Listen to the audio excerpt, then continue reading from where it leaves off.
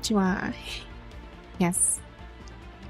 And I'm finally back on continuing my my Punishing Raven story again with Nervatia, so I do apologize from the like the last stream because exhaustion got the best of me.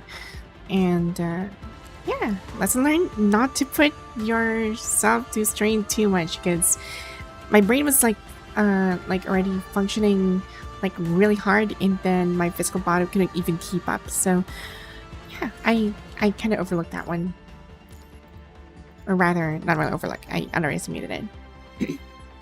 Curse you, fragile body. I'm freaking fragile as glass. Yep, it's a restream because I have to redo like the continue the story for Nervatia, and as I really haven't I really want to know what happened to her, to Karthaki, why it was like, you know, I wanted to know more aside from like being being overrun by punishing fires, and also overrun by the corrupted. So yeah. And I'm gonna do this one. Oh wait, I forgot one more thing. The shop and coding sketch. There we go. Right, next battle, and this is gonna be really quick because it's a simple dailies, and I should be done in just a matter of a few more. We only have 1 day left. Might as well consume this. There. And what else? We got this. Yep. Oh, this one's done. Maybe if I get them multiple copies of this, so I can actually do like a bunch of. Yeah, I can only do 3 retries. Darn. Maybe I can try. I don't know which one's worth it. Maybe I should spend more stuff in here, because I need more support skill components for my CBs. And what else? This one. Oh wait, forgot before this one. Talk to your. I'm gonna talk to her first. There we go, and then claim. Go to the shop, buy this one. Just one thing. Go back here. Missions and oh, oops.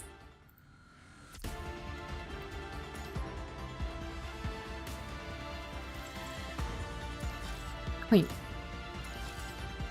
There. Everything's all set. Next is now I can finally jump into the main story again. And better tomorrow. Right, so the girls, forge yourselves in this boundless world.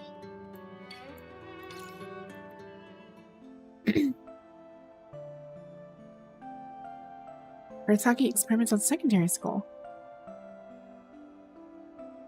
Now let's look at the last one. What comes to mind when you see this? Oh, it's a Rorschach. It's a Rorschach test. It's a Rorschach test is a like inky things that you see on a piece of paper or canvas or something, and whatever pops into your head first indicates a certain perspective for the doctor to actually analyze how you think. A tree. Still a tree. A tree. Very good. Could you describe it in more detail? She's been tested for PTSD, most likely. Yeah, Rorschach. Yeah, it's so sad Rorschach died of like. Oh my god. Okay, I know what you mean. I know what you mean, chimp. Rorschach died of ligma, because people be asking like, what's ligma, and then just go for the friggin' meme.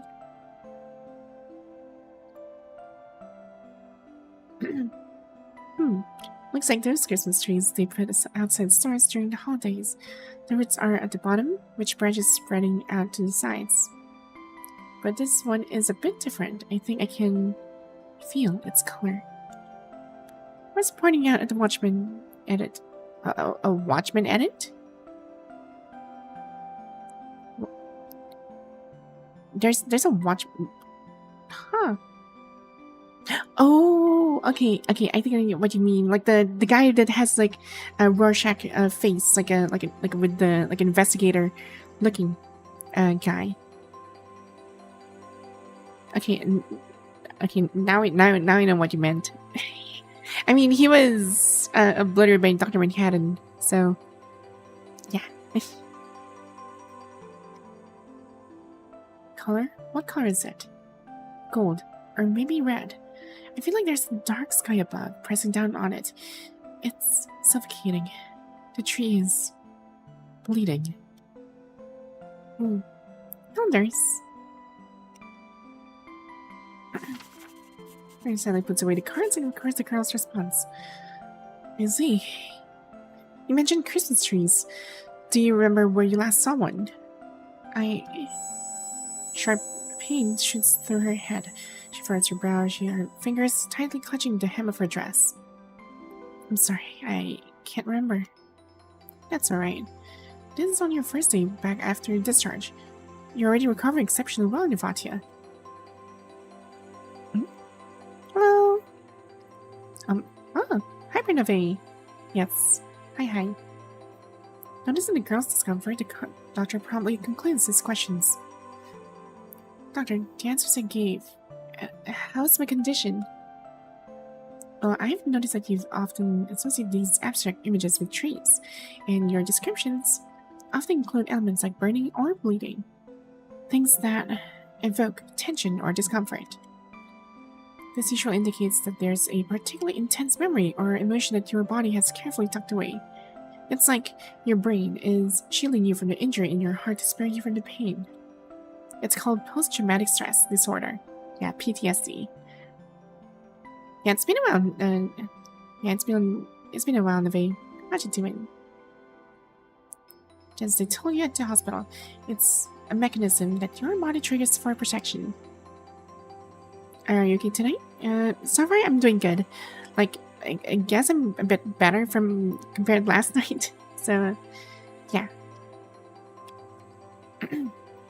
Varta lowers her gaze, a shadow of dejection crossing her face.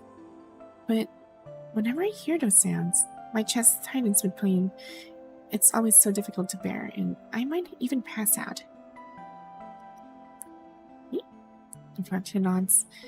Sounds such as the sharp explosions, the engine tests from the city's rocket factory, and certain sudden noises. I see. Dr. maintains a gentle smile while opening another page in Vartia's file, circling a section describing her symptoms with a marker. Your file mentions that these are complications stemming from your PTSD. Try not to worry too much. With consistent treatment, your condition will gradually improve. Starting today, remember to come by my office every Monday afternoon to collect your medication. He opens the jar, taking 2 bottles of medication and a key, which he hands to Nivatia. Here you go. Take 1 dose every morning after breakfast. Now, this is the key to your dormitory, room 303. The school has arranged an outgoing roommate for you. Nivatia's brow furrows at the mention of a roommate. I can take care of myself. You don't need to make special arrangements on my account. Of course, I can assure that your campus life will be just like any other students. Attending regular classes, participating in scout training, the whole experience. That's all I needed. Thank you. Nivati stands up and instinctively bows. The gesture comes naturally, though she can't recall where she learned such formalities. These days, Nivati constantly feels a profound sense of disconnection, as if her body doesn't belong to her, like a soul imprisoned in someone else's shell. I have one more question, Doctor. Please, be honest with me. Doctor looks at meeting the girl's earnest, imploring gaze. He pauses briefly before nodding. I'm a man of faith, child. You can speak freely with me. Can my condition be cured? The memories I've lost. Is there any way to recover them? The words tumble out quickly as Nivati desperately seeks an answer, or at least some small comfort to cling to. From a medical standpoint, many patients with amnesia and PTSD do fully recover, even before the golden age. You have every reason to be hopeful. Oh, you're just gonna lurk? Right. Have fun lurking. But mental disorders remain one of the most enigmatic medical challenges. You've heard of construct tech, yes? It has virtually eliminated physical suffering, yet it's powerless against psychological trauma.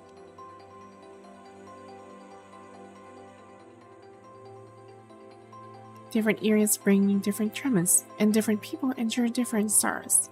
Everyone's scar is unique, and whether you can emerge from the darkness ultimately depends on you alone. Nirvati bows her head, pressing a hand against her chest, and feeling the throb that so often brings her searing pain. I'm sick of feeling like a stranger in my own body, and this crushing pain in my chest, I have to overcome it. The crisp rattling of blinds breaks the silence as the doctor opens them. Afternoon sunlight streams in, casting a gentle warmth across Nirvatia's face. The priests who baptized me love to say that. Only the damaged souls can truly comprehend the meaning of redemption. I believe this applies to you as well, Nirvatia. Your enemies share trauma in yourself. You don't necessarily need to overcome it. Halting your fixation on the results and focusing on this journey of redemption may allow you to discover a more peaceful way to live. That's a really good way to put it. It's very nice. The doctor steps aside from the window and beckons Nirvatia forward with a wave of his hand.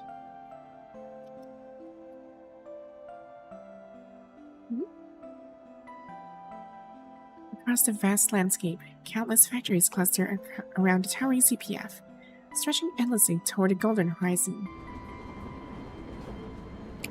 Thousands of tons of steel ride into the factories aboard thundering trains. Soon they will be forged by countless workers into rocket engines and carry the vessels of humanity's collective ambition to the stars. The bell rings, signaling the end of lunch break. Students who have been playing beneath the anti-craft guns scatter in all directions, soaring past military patrols and flooding into the school building. This is the technological and cultural capital of Aktelek. This vision, inherited from the Golden Age, is big enough to embrace everyone's scars. Nirvati clutches the key in her hand, still unable to believe that someone as ordinary and alone as herself can become part of the magnificent ventures unfolding before her eyes. From today onward, you're one of us, Nirvatia. Welcome to Karthaki.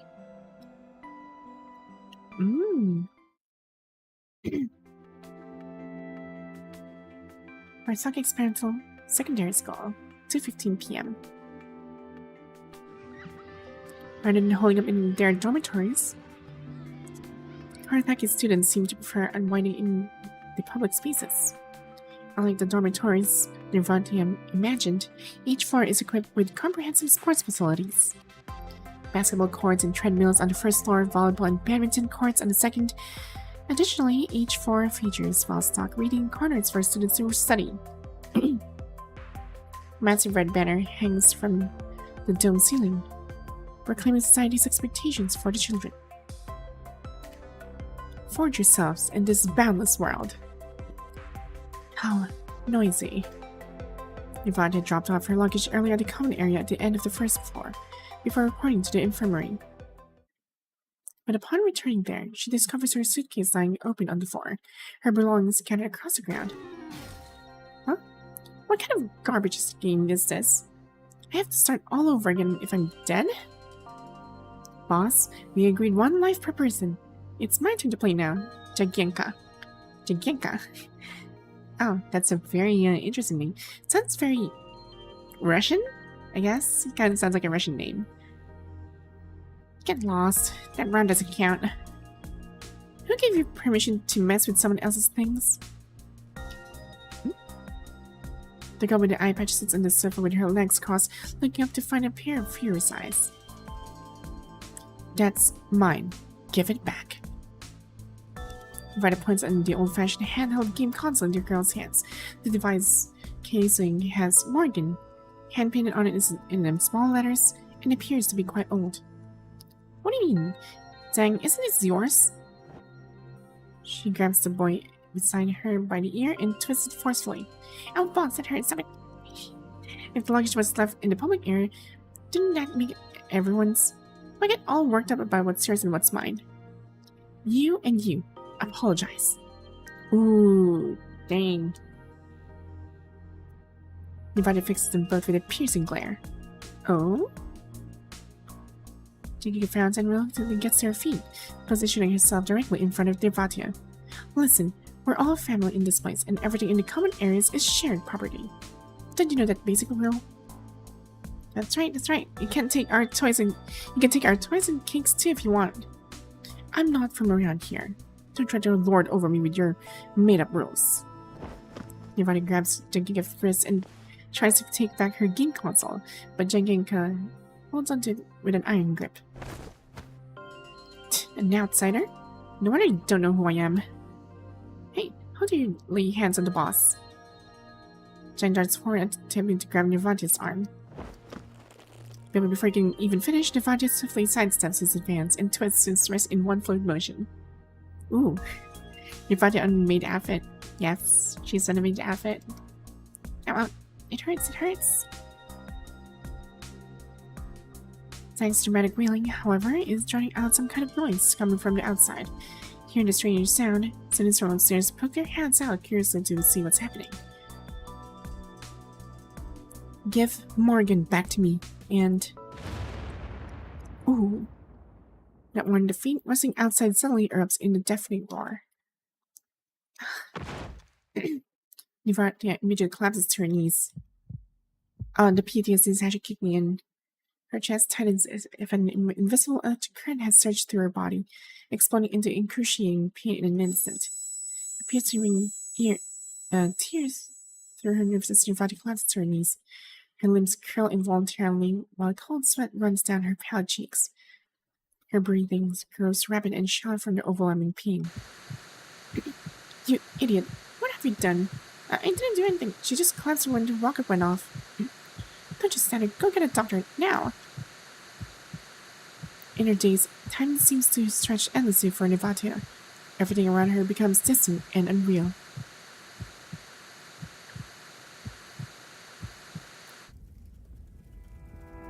A gentle voice whispers in her ear as she finds herself transported to an unfamiliar world. Beneath a burning sky, a woman embraces Devotya, whispering softly into her ear. What is she saying? And where is this place? Keep running. Don't look back. I would assume this might be her creator. Devotya believes that absolute certainty that these words are vitally important to her. But her memories are veiled behind a hazy filter. The harder she tries to grasp them, the more they blur and slip beyond her reach. An overwhelming helplessness washes over Devotya as she desperately seeks the truth about her past. She struggles, reaching for the woman. But the woman vanishes and different warmth takes hold of her hand instead. Devotya, are you awake? Opening her eyes, Devotya finds an unfamiliar girl, smiling at her, holding her sweat-drenched right palm. Devotya finds herself lying with her head on the girl's lap. They're still in the dormitory's common area, with Jenkinka anxiously crouching nearby. Who are you? My name's Margaret. Are you feeling any discomfort? She rushes out to gently brush a strand of hair from Devotya's forehead. Devotya cautiously moves her arms, finding that the suffocating sensation has vanished. Strangely, the symptoms that usually torment her for over 10 minutes have completely disappeared in less than a minute this time. I'm fine now. Thank you. Think you can stand? Here, take my hand and go slowly. Take it easy, alright? Devotya slowly rises to her feet as Margaret gently brushes the dust from her skirt. Here you go. Your student ID and keys fell on the ground earlier.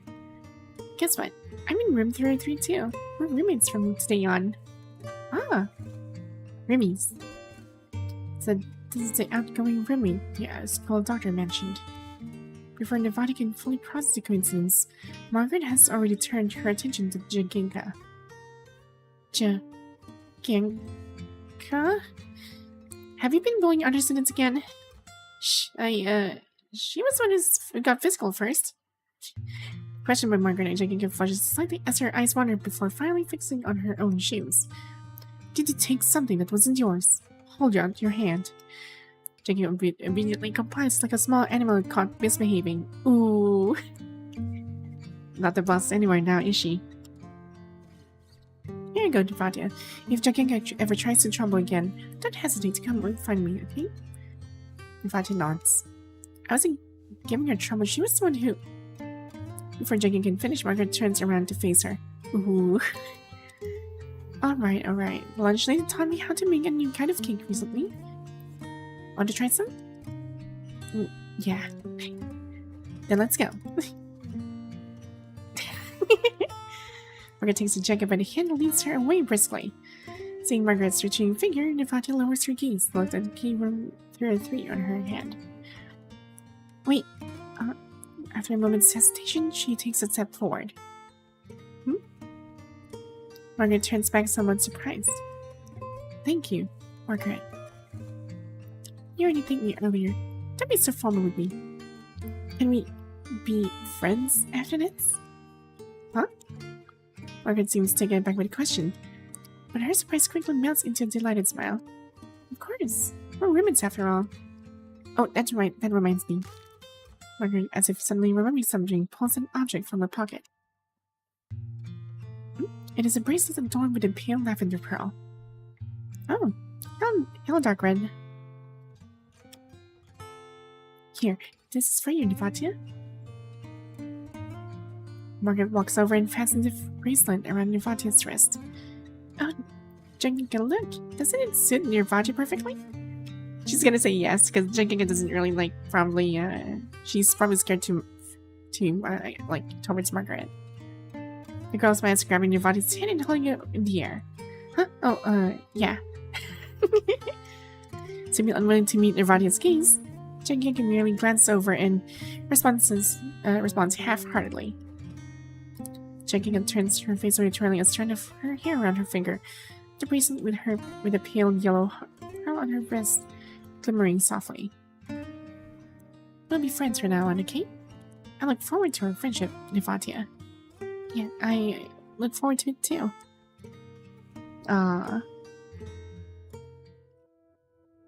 Right. Classroom duel. I flipped through the textbook once and memorized everything. Whoa. Okay. That sounded very that sounds like a really great gift right there.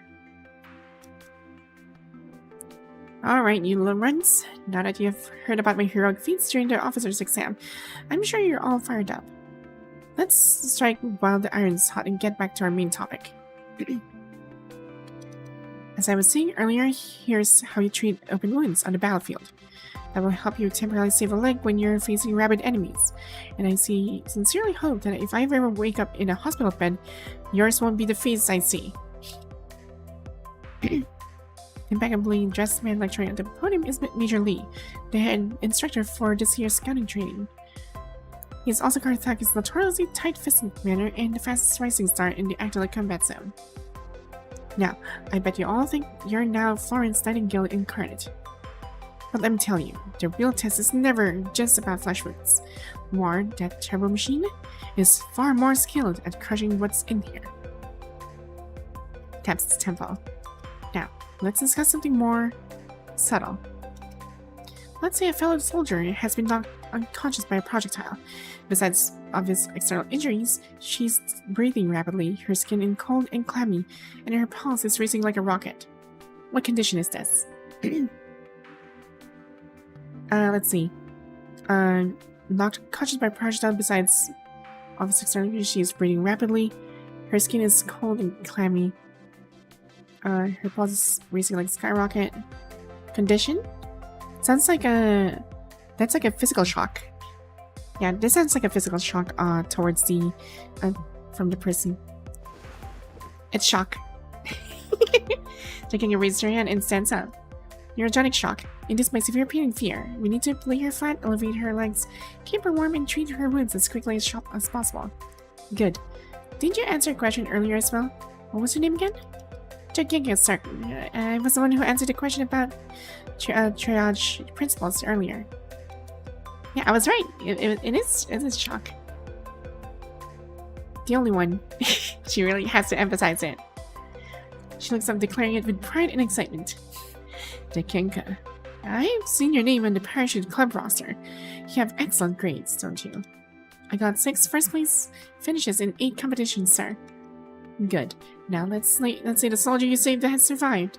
But whenever she hears a thunderous noise, like a cafeteria tray dropping onto the floor, she screams uncontrollably. What condition is this? PTSD. She might be... Jackie's mouth freezes. The scenario hasn't appeared in the materials she studied. Maybe she's traumatized? Developed some emotional scars? She's emotionally fragile and needs support and companionship from her fellow soldiers. The major's equivocal expression darkens into a frown. Emotional scars? I wanted a medical term. Something you can quickly look up in the field manual to find the proper treatment.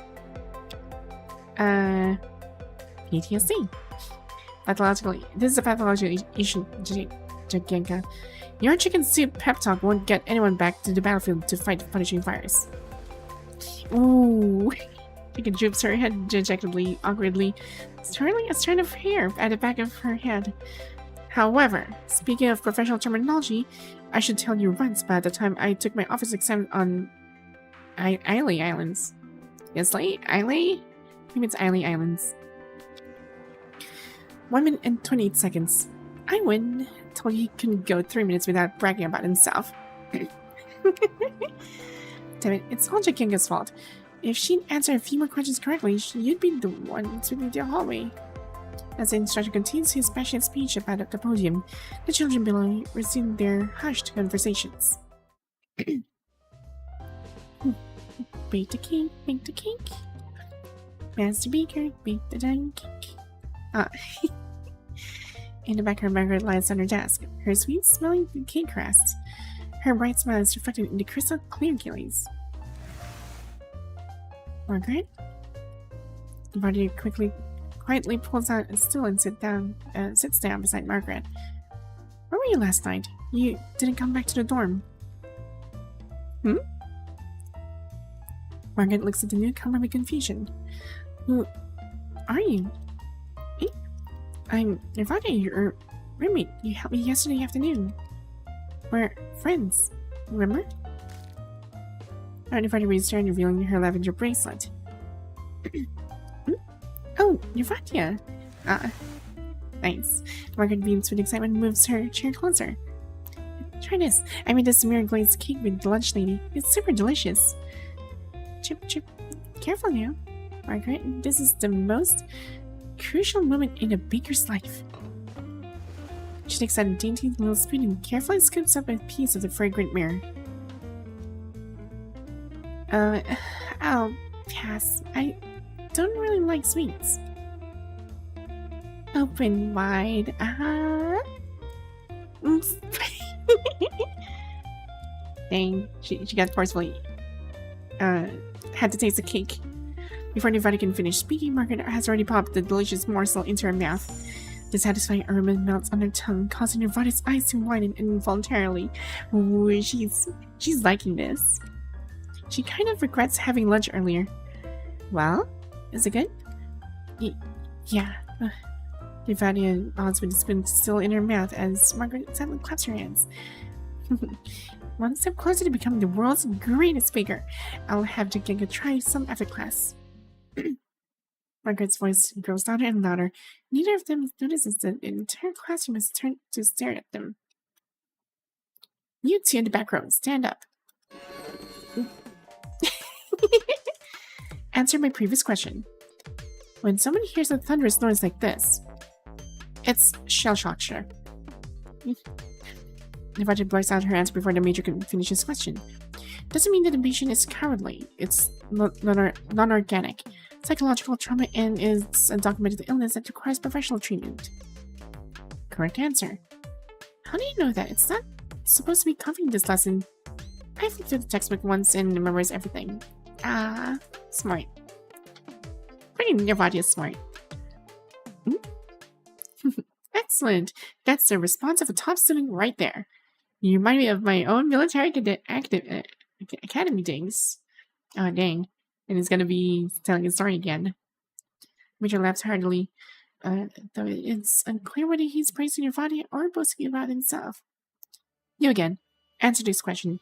How do you quickly and effectively provide pain management for multiple wounded with limited resources? How do you quickly and effectively provide pain management for multiple wounded with limited resources? Medical practice in extreme combat conditions. That's from the final lesson. You definitely won't know this one. Utilize any local anesthetics available in the field, such as cocaine solution, which can be applied to surface wounds or mucous membranes, or perform simple nerve blocks by injecting small amounts of anesthetic around specific nerve trunks in fingers or intercostal spaces to achieve pain relief in targeted areas. The major nods approvingly at her clear response. What's your name? Nirvadia, sir. You're the transfer student, right? I'll remember you. You get extra 3 credits. 3 extra credits for the assessment. Whispers the customer mention of extra credits. Whoa, Nirvadia, you're so smart. That's not fair. I've answered way more questions correctly than you before this. Upon hearing Margaret's praise, Jagenka finally can't hold back and stands up irritably. Maintain discipline in class, Jagenka. I was just answering instructions questions. I didn't want to argue with you. Being able to memorize a textbook means nothing. Being a pilot requires actual thinking. Do you have the guts to compete with me in other subjects? What about mathematics?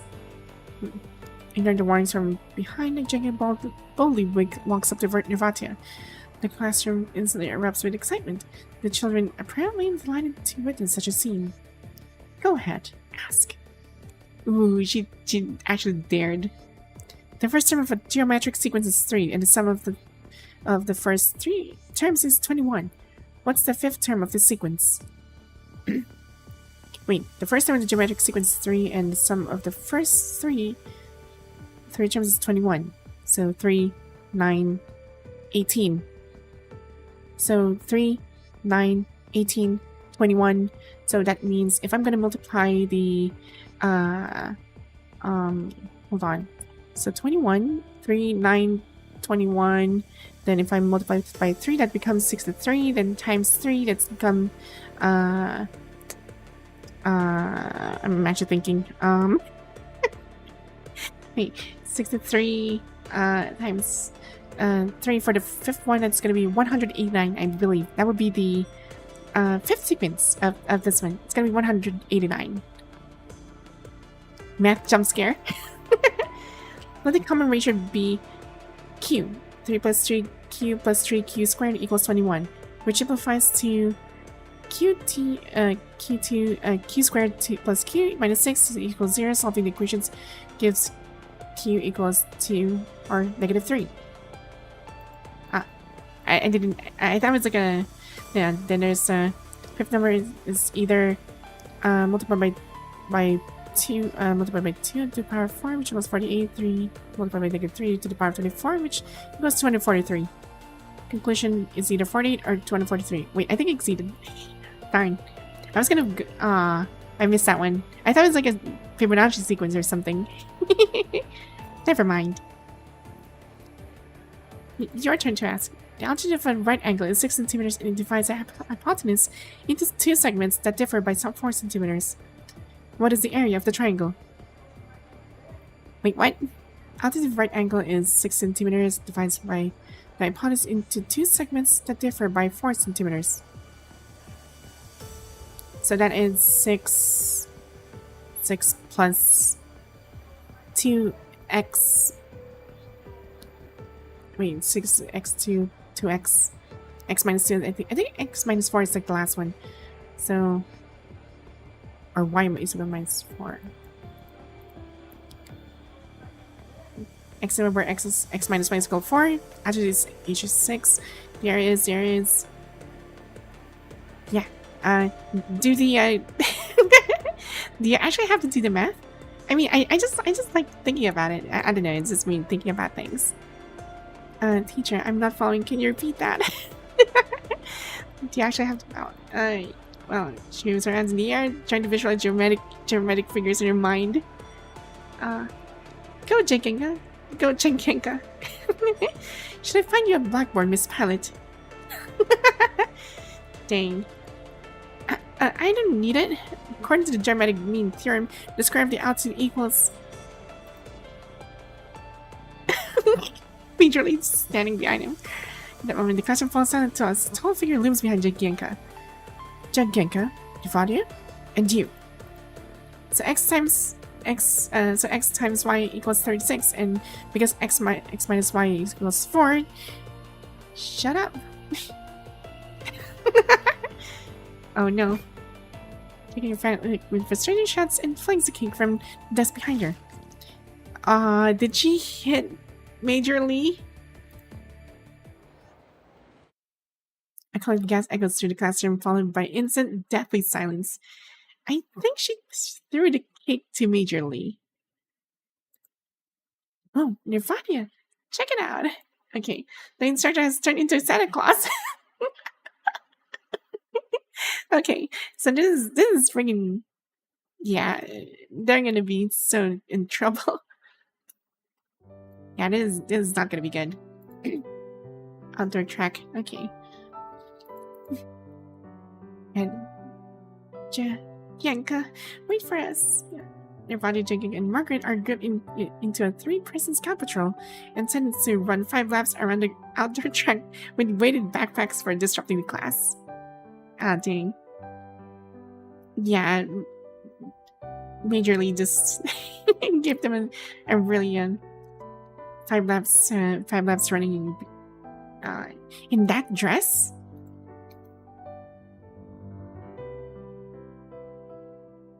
The running track extends beyond the campus grounds.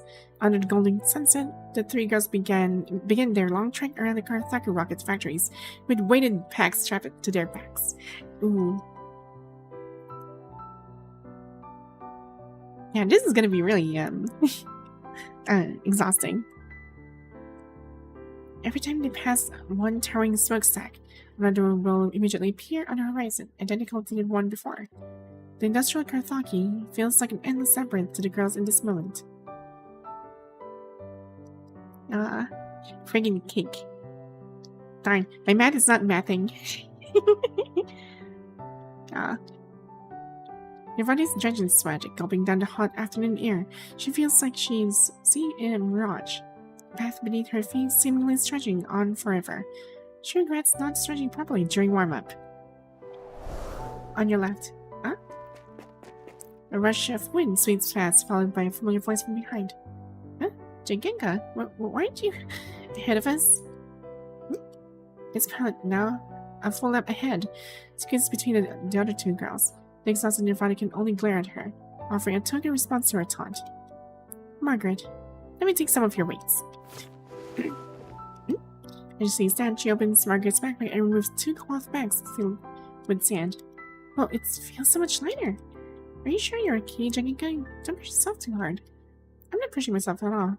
This is nothing compared to the training at the club.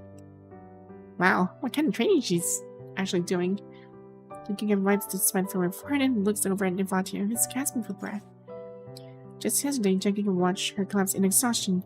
Will her frail body really hold up? The thought makes her bite her lip as an odd, unfamiliar feeling begins to stir within her. She has to admit that both of Nirvana's misfortunes so far have been her fault. Nirvana, you should also... Don't touch me. She slaps Jenkinka's arm away. Jenkinka's not expecting Nirvana to respond to her goodwill like this. I can handle my own problems. Nirvana adjusts the straps of her back and runs ahead. Nirvana? Enjoy eating my dust transfer, student. Even if you constantly are begging me on your knees with tears in your eyes, I'm not going to help you.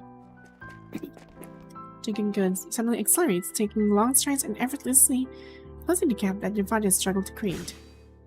Their eyes meet for just a moment, but the air in between them feels even hotter than the track beneath their feet. On your left. Dang. Right. Silent distance, Nevada staggers, her right shoulder crashing into you. Oh.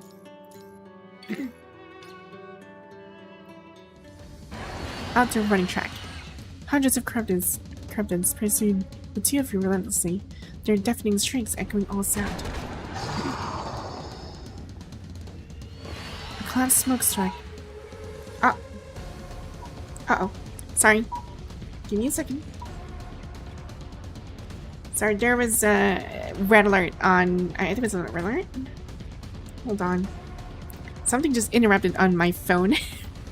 My bad. Give me a moment. What is this alert? Hey.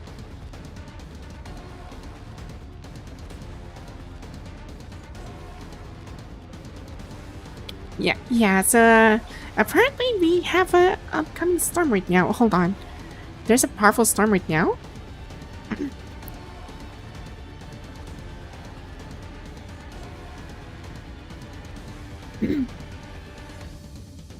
Oh. Okay, so yeah, we have according here, the storm is right above us. Okay, so yeah, it's gonna be. I hope it don't get disconnected, because the powerful storm is right above us, and the I just got a notification alert. Anyway, moving on. A collapsed smokestack has fractured the road into winding paths as waves of enemies surge from every direction. Nevada and you fight fiercely as you navigate through the chaos. How can be so many corrupted? You roll to dodge an attack, then open fire to take out the enemy in front of you before glancing at Nevatia, who is equally surrounded. All thanks to that explosion. She swings her massive scythe, its deadly edge erupting with force, carving a path through a sea of steel and sending dust billowing into the air. Under cover of the clanging noise, a corruptor that has been lurking in your blind spot suddenly lunges toward your back. Who gave you permission to touch my little raven? Ah. The scythe strikes from within the dust, its ghost-like form hooking into the corrupted's body and dragging it to Nevatia's feet. She brings her right foot down, crushing the corrupted's head into a metal pulp. Ooh. Dang. Your fighting style is very aggressive. And yours matches my impression of a grey raven. Little raven. Well done. Having temporarily cleared the threats ahead, Nevada takes out a vial of serum and presses it against the device on her chest, beginning the injection. She lets out an almost inaudible grunt of pain before continuing forward to catch up with you. Oh. Are we going to shake the corrupted behind us? When my subordinates face situations like this, I usually advise them, if you can't outrun them, kill them all. Turn around and take them all on? Sounds like a bad idea. We could give it a shot, just two of us. Not now, little raven. Your precious mission objective. And I won't risk your safety. Keep running. See that factory up ahead? From Nevada's keys, you can make out a massive assembly plant rising from the hazy horizon, like a dormant beast slowly revealing itself from the red mist. Fighting indoors. Wimp is running in no time. But it also saved us the trouble of hunting him down one by one. Wait a minute. I think she plans to blow up the entire factory since all of the corrupted will be gathering inside the factory. So, I think that's her plan. The Scythe rocket factory during the Golden Age, it helped humanity conquer the galaxy. Perhaps it will also help us if we get a bit more creative. Little Raven, have you ever seen a firework display? I knew it, she's gonna detonate it. She glances at you with a mysterious smile. This time, we can be in the front row. Oh yes, please.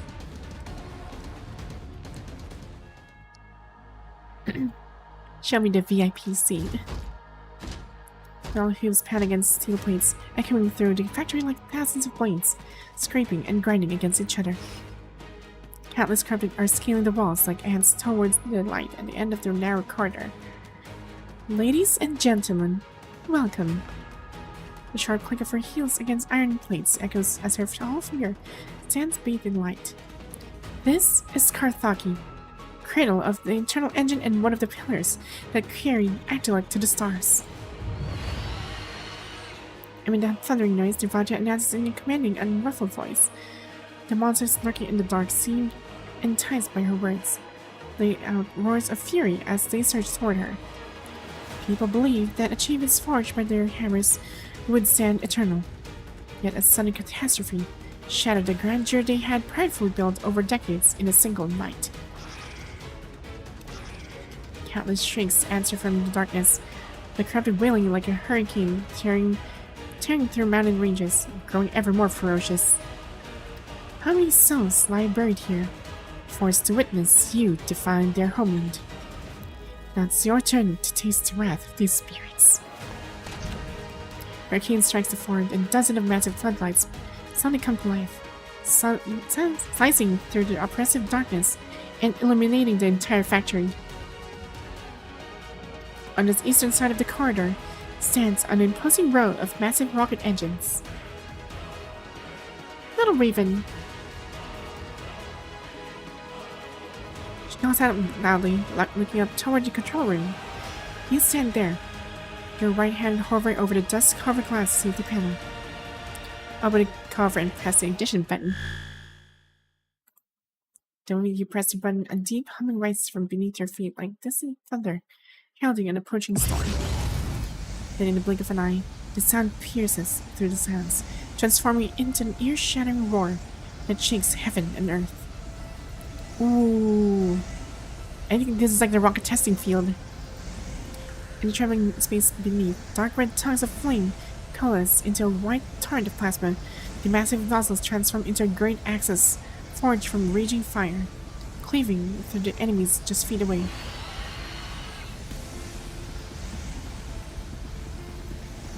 Under the colossal force of the flame, thousands of craft are incinerated in an instant, as they burst into brilliant white light, before melting away into nothingness. Moments later, this liquid oxygen and kerosene that had lain dormant for years is almost spent. The plasma subsides, leaving behind pale gray smoke and a trail of scorching debris, stretching hundreds of meters down the tunnel. Ooh. Vatia. You stand the long staircase, waving away the intense smoke in front of you as you search for any sign of your companion. Like covering her nose in mouth, Devata leans on her side for support as she slowly emerges from the edge of the smoky veil. Are you hurt? Just a bit unwell. Aww. Devata staggers and her right shoulder crashing into you as her side slips from her grasp and clatters to the ground. Her skin is burning hot. Sit here and rest for a moment. I need to examine you. I'm a construct. I already ran in self-diagnostic. I'm fine. Shaking her head, she whispers. But you're trembling. I'm fine. It's okay. Yeah, it's her PTSD. With your support, Devata slowly sits down at the table. You turn back to pick her up, her weapon from the floor. Ugh. You hear a trembling groan behind you, followed by a series of sharp, clattering noises. I think those are serums. Your right has collapsed onto the table. Her medical vials scattered across the floor. Her legs are curled up, her slender fingers almost completely drained of color as she shivers slightly with each labored breath.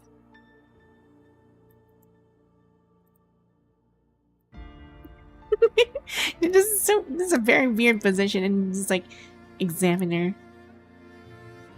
Don't mind if I examine you thoroughly. You move closer to quickly examine her trembling, exhausted frame, but you find no obvious external injuries.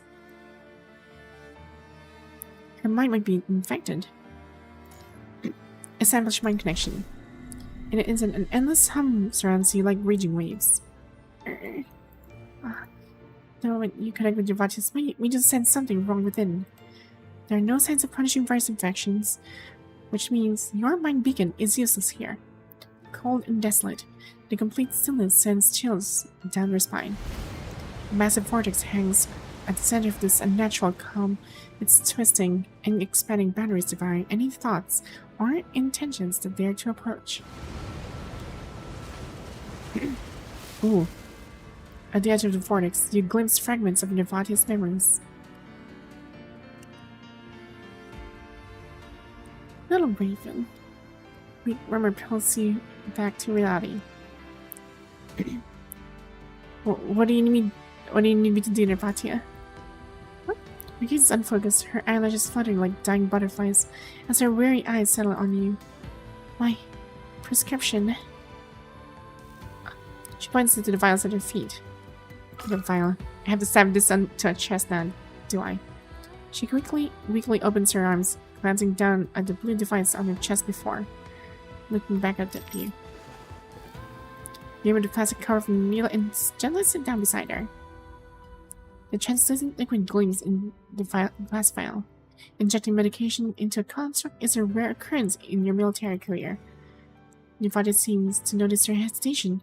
Her lips part slightly, her eyes misty and flickering, as if giving you silent permission. Here. Nevada reaches out and grasps yours. She gently pulls you closer as she leans forward, bringing you near to her frame. The cold sensation guides your arm as the needle slowly pierces your delicate skin. Hold steady. She places her another hand over your fingers and applies gentle pressure to help push the plunger as the needle slowly delivers the medication into her body. Dang. Nevada's fingernails puncture your tactical gloves, digging deep into your skin. Ouch! See if you remain frozen in this position for several long seconds. You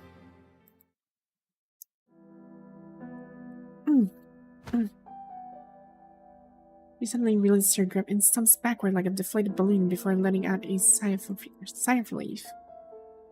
Thank you, little Raven. She helps away the condensation at her temple and looks at you as you sigh in relief as well. Nevada, I just connected to your mind, and you found a mess that rendered even your mind became useless, right? I saw a vortex. Is that related to your symptoms? The Council's brilliant minds often say that construct tech is humanity's greatest invention in this century. It has eliminated physical suffering and freed us from the fear of time and old age. But there are those in this world whose physical wounds inflict merely a fraction of the agony their minds do. No matter how brilliant this greatest invention is, it cannot shed light on the vortex within their hearts. I am one of those people, an impenetrable shell, housing a terminal case of mental PTSD health issues. The construct operation didn't cure your condition. She pulls herself up, speaking with an unsettling casualness. Sometimes it's triggered by a violent explosion, other times by an ordinary argument. Any trivial aspect of daily life can set it off. To keep it from interfering with my work, I need tranquilizers to suppress it. Is it always this painful? Always. It's been over 20 years now. She picks up her weapon from the ground and carefully stretches her body. Her tone remains calm as if she's long accustomed to these episodes occurring throughout her life. Imagine how this agony has ravaged her body and mind thousands of times before. You can't help but admire her resilience. Your notification from her comms on your waist. Comms restored? However, the signal lost display and your terminal quickly dispels her assumption. Perhaps the rocket's impact earlier disrupted the red mist somehow. Nevada leans in close, reading a message from the military alongside you. The military is broadcasting information of a satellite city just outside Carthage. They're advising me to evacuate theirs for now. No, they don't know what's happening inside the radiation zone. Nobody knows what disaster might unfold if we allow the golden tree to keep growing. Pull your forest park. That place should mean more to you than it does to me.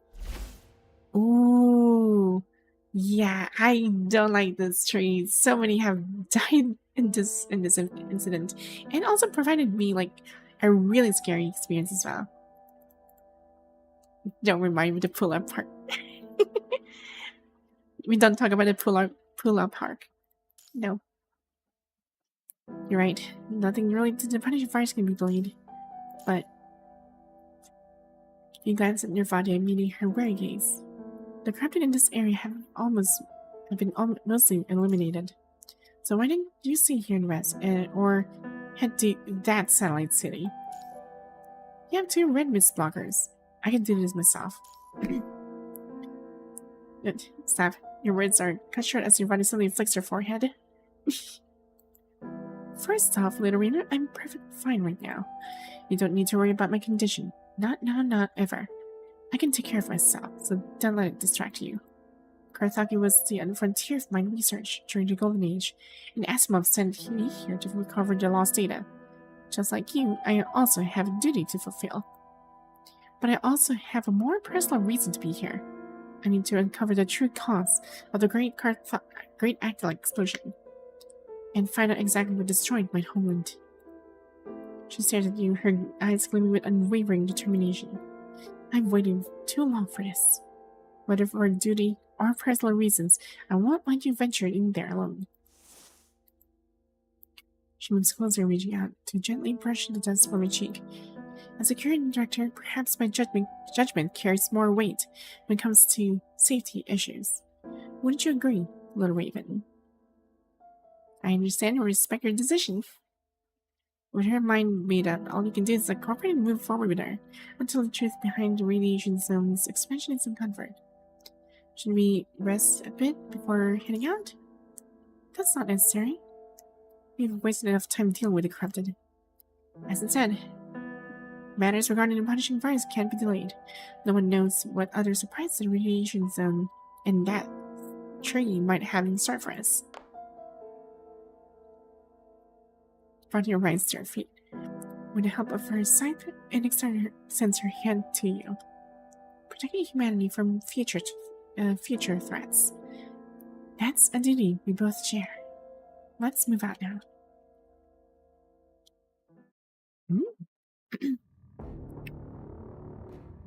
Outskirts of the Karthaki radiation zone. Meanwhile... Ooh, metallic ring of clashing blades reverberates in the air, followed by blood-curdling screams that echo through the dense forest. Don't worry, get behind me.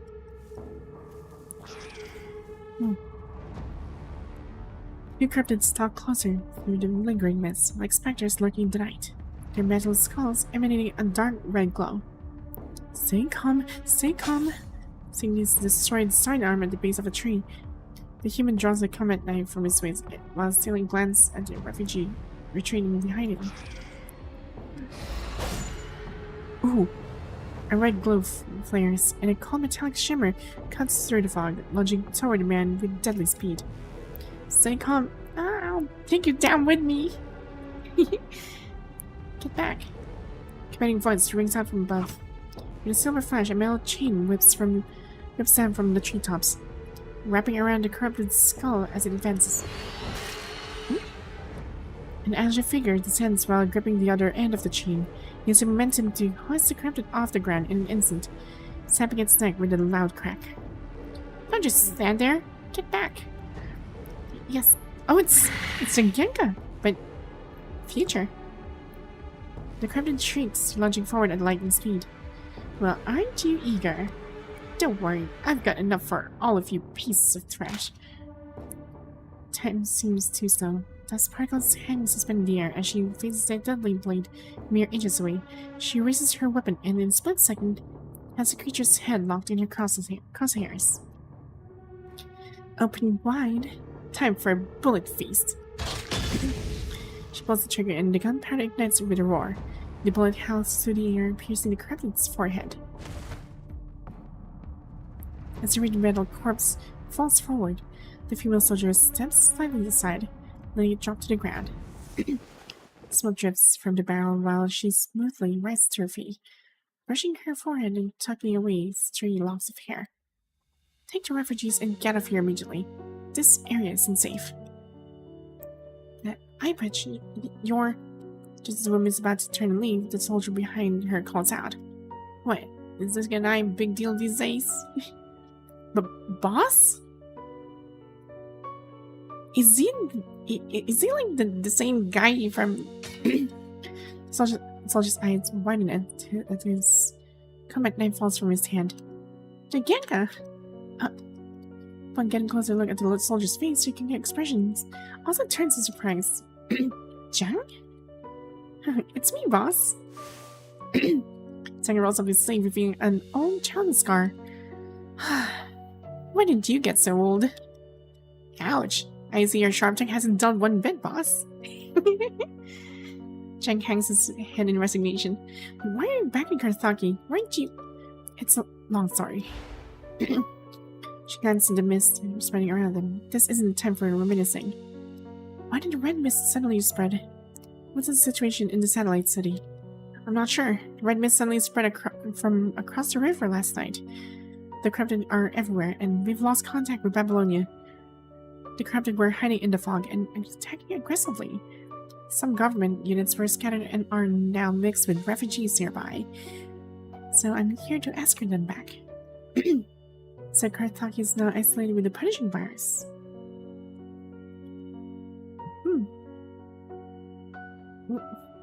Hold on, let me just drink real quick.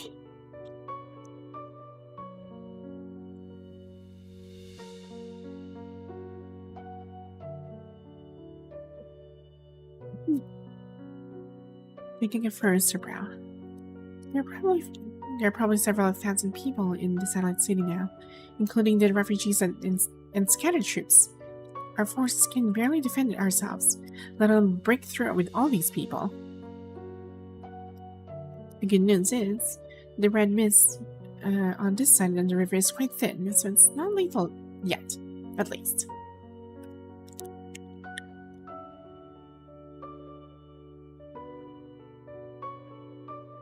Who knows what's going to happen next? Karthaki is too dangerous now.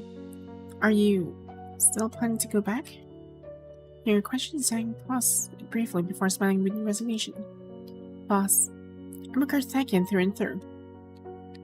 Does the satellite city have high-caliber sniper rounds in RESTREAM? There are more enemies than I expected, and I need to restock my supplies. We do have those, but I'm coming back with you then. Before Zhang can finish, Giganka is already on the move. Boss, are you on some kind of a mission? What exactly are you trying to do? Giganka holds up the letter, signed Nirvatia. I've received information about the truth behind the great explosion, and I've heard that. Here's a bottle of emotion slowly resurfaces as she lowers her gaze and falls silent for a moment before she carefully utters the name. Margaret. She's still alive. Ooh. After all these years. 20 years even. Children of the Tempest. What determines a person's worth has never been about what you can achieve, but rather what you're willing to sacrifice for a righteous cause. Ooh.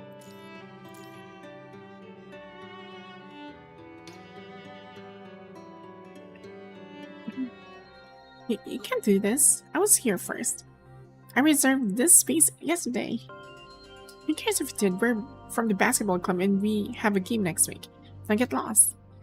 During the sweltering lunch break, a group of boys corners Zhang in an inconspicuous part of the playground. But there's more than one court here. Why do you have to? The game next week takes place on this court. So we're getting familiar with it. Got it? The boy steps closer to Zhang, tries to step away only to find himself back against his friends. We've been watching you for 20 minutes and you couldn't sink a single shot. Even the monkeys in the zoo play better than you.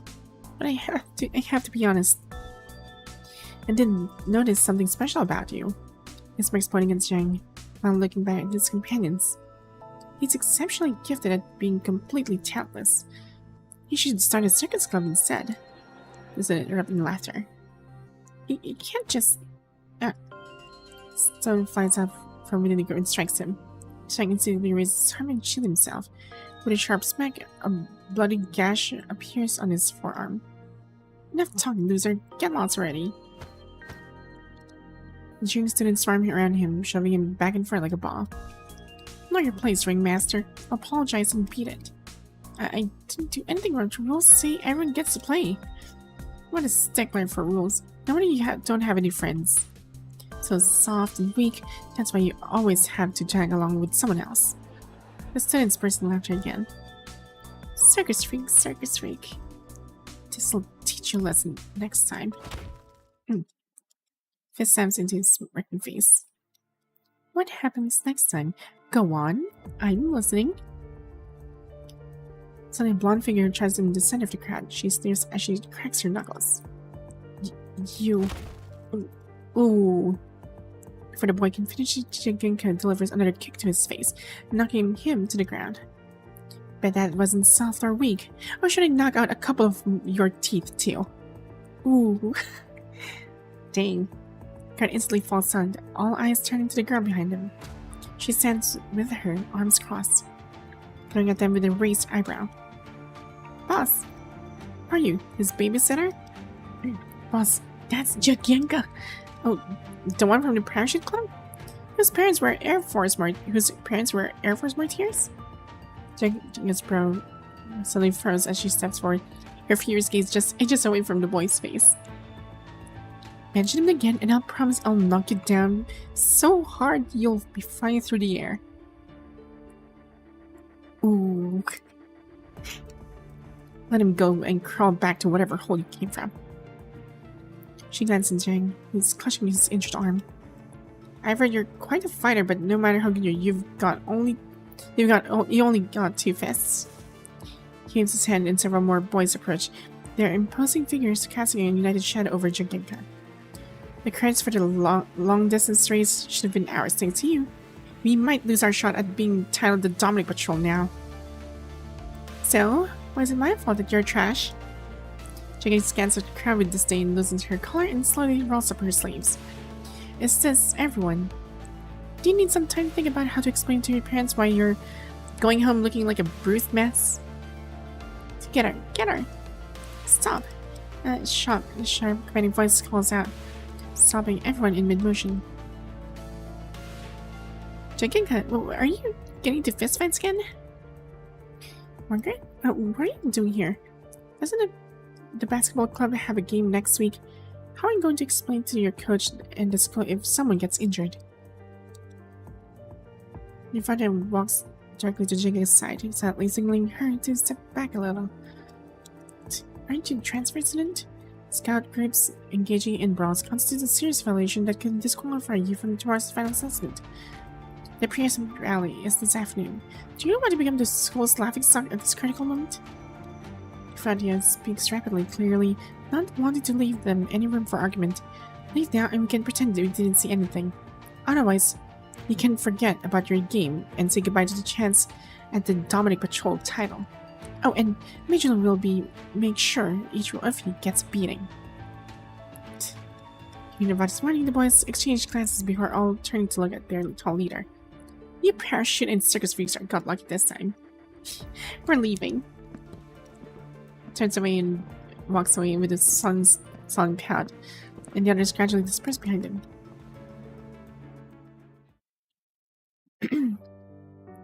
Boss, Nivatia, thank you both. Next time we cause trouble, I'll be... Margaret is staring back. Feel the gaze boring into her back, and Jigenka suddenly goes quiet mid-sentence, nervously twirling her hair in her finger. How fine, Major Lee. Are you hurt anywhere else? Do you want us to go with you to the infirmary? I'm fine. It's just a small cut on my arm. I can go to the infirmary myself. I'll head on out. Thank you all. Margaret waves goodbye and they watch as Zhang walks away. So, could have handled myself, but I should still think. Don't bother. Everybody suddenly turns away. The 3 of us belong to the same patrol. I don't want our group evaluation to suffer because of one person. I refuse to fall behind the others. With that, she walks away without looking back, leaving Jaginka and Margaret standing there in stunned silence. Nevatia. Margaret glances at Nevatia's retreating figure, then at Jaginka beside her. In soft afternoon light, Jaginka's pale yellow breast glints brightly. Jaginka, have you and Nevatia made up yet? Have you apologized to her? Yo. Seeing Jaginka hang her head, Margaret suddenly claps right next to her ear. You scared me. What was that for? You know, Nevatia might seem cold on the outside, but she's actually really generous and kind-hearted. Just take a little initiative and then she'll warm up to you. If you keep obsessing over the past, you'll miss out on tomorrow's sunshine. You're Project Scythe, so you've got to be more proactive, you know? Got it. Jimmy twirls her hair and her finger nodding reluctantly. So, Pinky Promise, from now on, if something like this happens again, you'll find Nevatia first, or at least come to me. Under the azure sky, Margaret holds out her pinky finger. Yeah, Pinky Promise.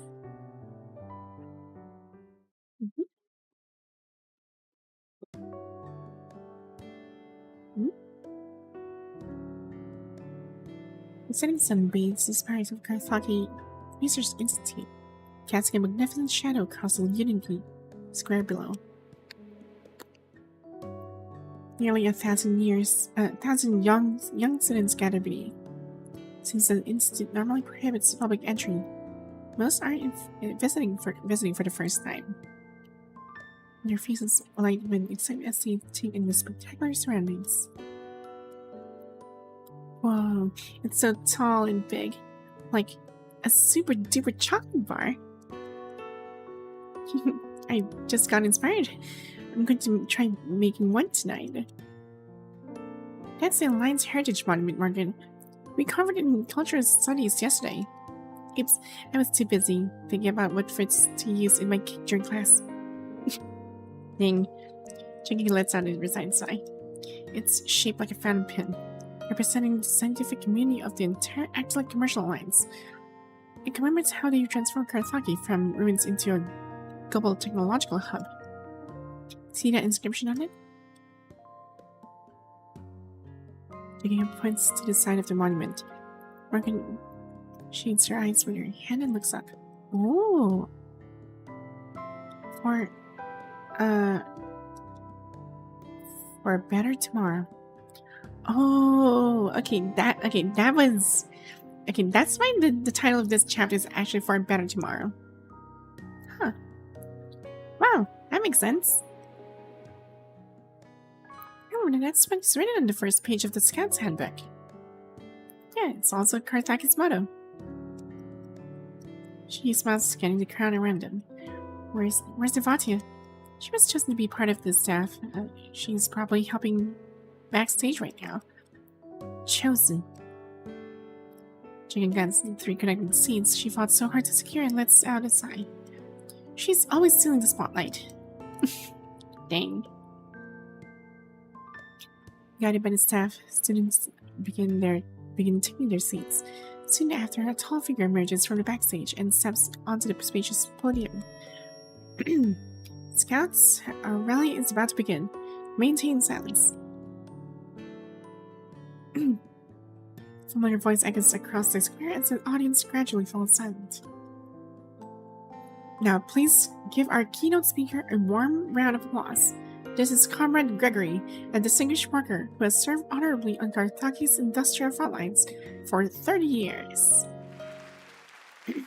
Thunderous applause fills the air as a tall, thin man with deeply wetted skin slowly making his way to the podium. Esteemed scouts, comments from all sectors of society, good afternoon to you all. His voice powerful yet tinged with nervousness, his fingers repeatedly brushing against the oak panel of the lectern.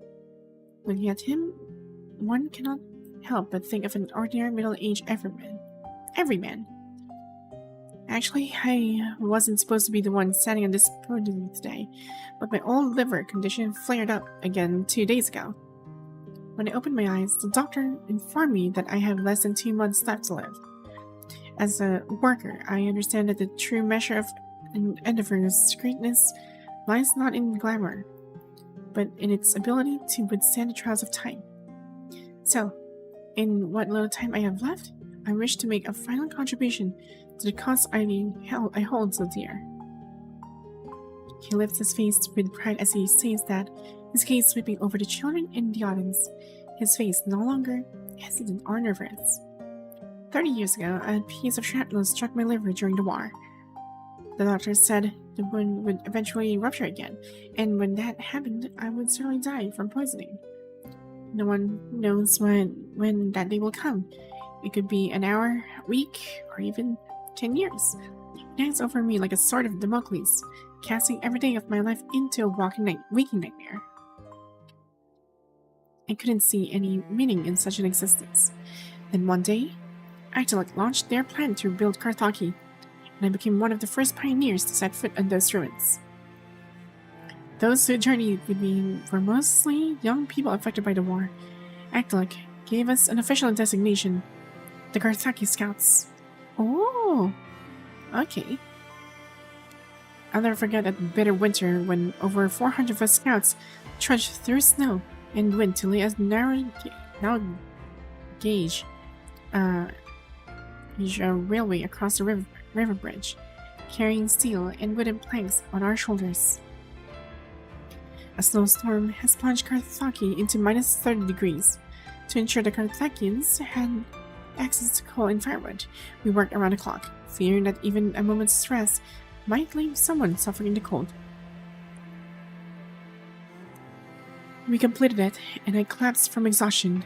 When I opened my eyes, I beheld an enormous fireball soaring into the sky. Its flames through the biting snow and wind, shining ever brighter than the sun itself. I later learned it was the Alliance 10, a rocket built by the Carthaginians themselves. Countless tons of steel and fuel had traveled along the tracks we laid, carrying the Golden Age's ambitions into space. In that moment, I finally understood the meaning of life: to live and to labor. These are what bind you and me together in our struggle for one magnificent dream. In our collective struggle, even the humblest achievement becomes noble, and even the smallest individual becomes sublime. 10 years ago, the youth and workers of Carthage once again defied mockery and doubt from the outside to successfully overcome the energy conversion challenge of the mind, completing Carthage Reactor Number 4. He sweeps his arm through the air, turning to look at the towering structure behind him. Today, it still roars beneath this building, sustaining the daily needs of 35,000 Carthaginians. Comrades, what a magnificent achievement this is. We used to live within this golden dream, until 1 year ago when the punishing virus descended upon our world. It has destroyed our modern way of life, and brought this precedent war and death to the entire world. Humanity, our civilization, now stands at a crossroads unlike any we've faced before. Comrades, the enemy we face is formidable, but it is not invincible as some nihilists would have you believe. These past few months, we have successfully halted the punishing virus, advancing both Atlantic and Kowloon. So what, we've lost our technology? What if we lost our technology? We created it. And we can just as well shut it down. Summons our spirit of unity and sacrifice endures. The golden age isn't over. We will weather this storm together. What determines a person's worth has never been about what you can achieve, but rather what you're willing to sacrifice for a righteous cause.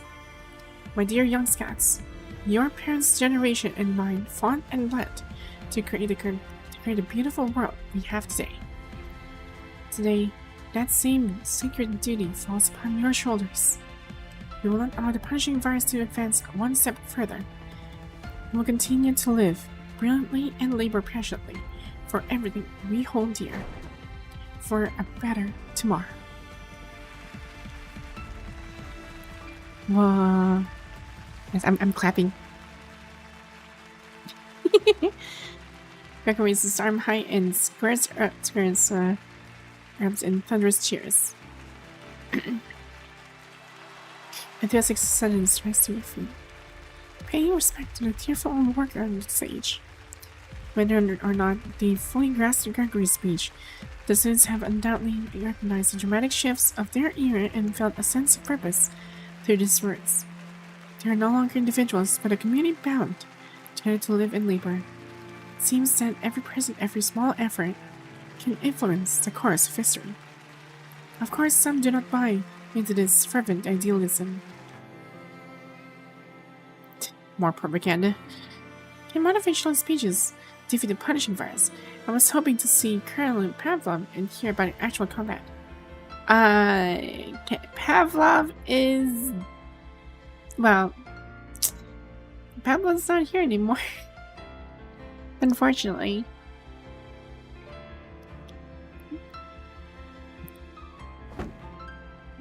Hey, you there. Watch your mouth. Since when you were sitting behind me? I'm just saying, all this propaganda is useless and stupid. People don't just live to suffer. So, you got any brilliant insights to add? Well, I do have one. It's to inspire people to actually do, instead of like, you know, being demoralized and affecting their performance. So this is a very helpful way of providing inspiration and also increase the performance level for all those quality of work for every Carthakians. So yeah, this is not stupid nor useless. Yes, I'll never neat. Hey, hi. As you know. Oh, yeah, well, I'm doing good, but I don't think I'm magical.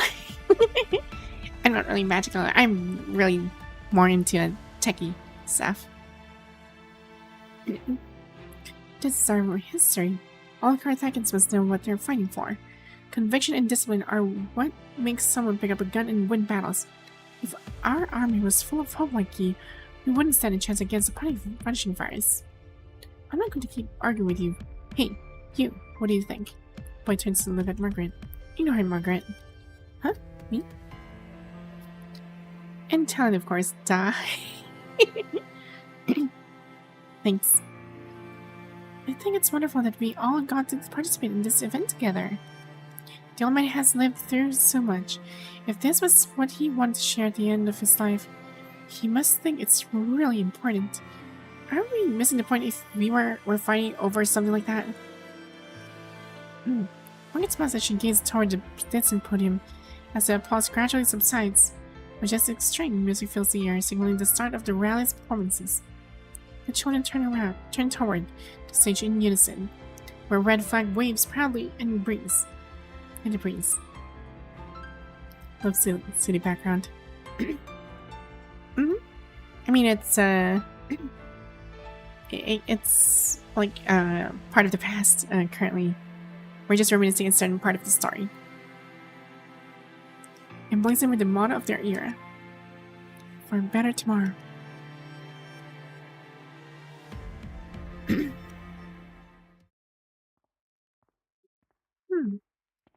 Wow. The hill in the back. Instead of returning to the dormitory after the rally ends, Nirvati heads to the hill behind the school, carrying her training firearms. For most people, Gregory's speech was inspiring, but hardly profound. But it was different for Nirvatia. His words filled her with a surging vitality as she witnessed a vivid example of a patient, earning his place in the world through hard work. This means that even marginalized, lost people like her can connect with others through their efforts and carve out their place in the world. Nirvati climbs up to the training grounds on the hill, removes her rifle from her back, and casually selects a shooting window. There she discovered a wooden sign with a name that makes her blood boil. Let me see. Let me think. makes her blood boil. Wooden sign? I guess corrupted? Stop trembling. The target won't pity you. A Giganka. Okay, no wonder. Taking a highest scoring shooter on this range. Ah, dang. Only right as she stares at the sign for a long time before closing her eyes and taking deep breaths. She tries to puncture Giganka's face on the target and then... bang.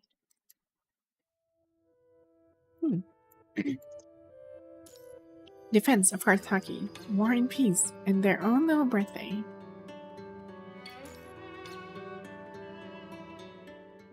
When Ivate returns to the dormitory, it is already late at night. Hello. Welcome. I'm doing good. Thanks for asking. The building is quiet, with only the occasional rustle of leaves and debris outside. Ivate moves silently down the hallway and carefully pushes open the door to room 303. The room is pitch black. She looks at the bed by the window and finds it empty. Margaret? Only the sound of the wind outside answers her. Margaret, a heavy sleeper, should have been in bed by this time. Surrounded by the stillness and darkness of Ivate's mind, drifts to the hostel ward. She is just up behind. She unconsciously grips her sleeve, a dull ache spreading through her troubled heart. In the blink of an eye, the lavender scent of the dormitory seems to transform into the biting smell of disinfectant. A sense of unease begins to creep through Ivate's mind. Her breathing quickens. Her knuckles turn white and ache from how hard she involuntarily clenches her fists. Suddenly, she hears soft footsteps behind her. Ivate spins around as several small candle flames suddenly illuminate the darkness. Several small candle? Oh. Ah, happy birthday to you. Holding a chocolate lava cake with whipped cream, Margaret sings the birthday song with a face full of joy. Giganka, come on in. Margaret moves aside a bit. You feel Giganka standing awkwardly behind her. Happy. She turns away, wiping chocolate sauce from her cheek. The faint blush on her face is just visible in the candlelight. Happy birthday, Ivate. Woohoo! Birthday? Mine? Ivate can't even remember when she was born, let alone her birthday. I saw it on your student ID card. February 3rd was the day you came to Karthaki. Here you go. Your student ID and keys fell on the ground earlier. Guess what? I'm in room 303 too. We're roommates from today on. Since you can't remember your past, let's start fresh from here. We were taught that Karthaki is our home. It makes the three of us family, right? She gives Jigging a palm a gentle squeeze. Yes, we're family. He continues to twirl her hair around her finger. Jigging, isn't there something else you want to say? Aw, she has to apologize. Ivate, I was quite mean to you before, so I just want to apologize. I'm sorry. So, this cake, I was the one who... Watching Jinga's face turn comically red with embarrassment, Ivate can't help but burst into laughter. Why are you laughing? I'm being serious. It's fine. You don't have to apologize, because with a wide grin, she casually pulls a wooden block from her pocket. Oh, she actually shot that. Oh no. Stop trembling. Target won't pity you. Giganka, highest scoring shooter on this range. I swiped your first place. Oh no. My sign? Who would take it? They can reach us to guard, but Ivate steps back. Two begin chasing each other in circles around Margaret. So, are we even now? She stops first, asking with a smile. Definitely not. My first place was worth way more. What nonsense. Late night dormitory, the girls have their graduating smiles and nods together. Well, we'll settle this score on tomorrow's filing exam. We're a team, so don't go playing here just to steal my thunder again. Alright. We can worry about tomorrow when it comes. Time to make a wish and blow out the candles. Margaret places the key on the table and pulls Nevatia in front of it. Nevatia wipes her hands and looks toward Jinking and Margaret, who both nod back at her. I wish... Nevatia presses her palms together and bows her head slightly. Just then, she hears a muffled sound from outside that is almost lost in the night breeze.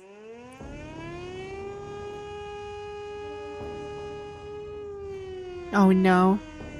It's a friggin' corrupted alert. A piercing wail suddenly blares from above. It is the air raid siren. A drill this late at night? Wait. There are 3 red lights. This isn't a drill. Attention all scouts. This is a district command center. An emergency combat alert is in effect. Repeat. An emergency combat alert is in effect. Karthaki is under attack from corrupted. This is not a drill. All units report immediately to your designated assembly areas. Repeat. Karthaki is under attack from corrupted. This is not a drill. Ooh. On her birthday, February 4th, 2162, 1:19 a.m. The World Government's 324th Air Division has authorized bombing operations.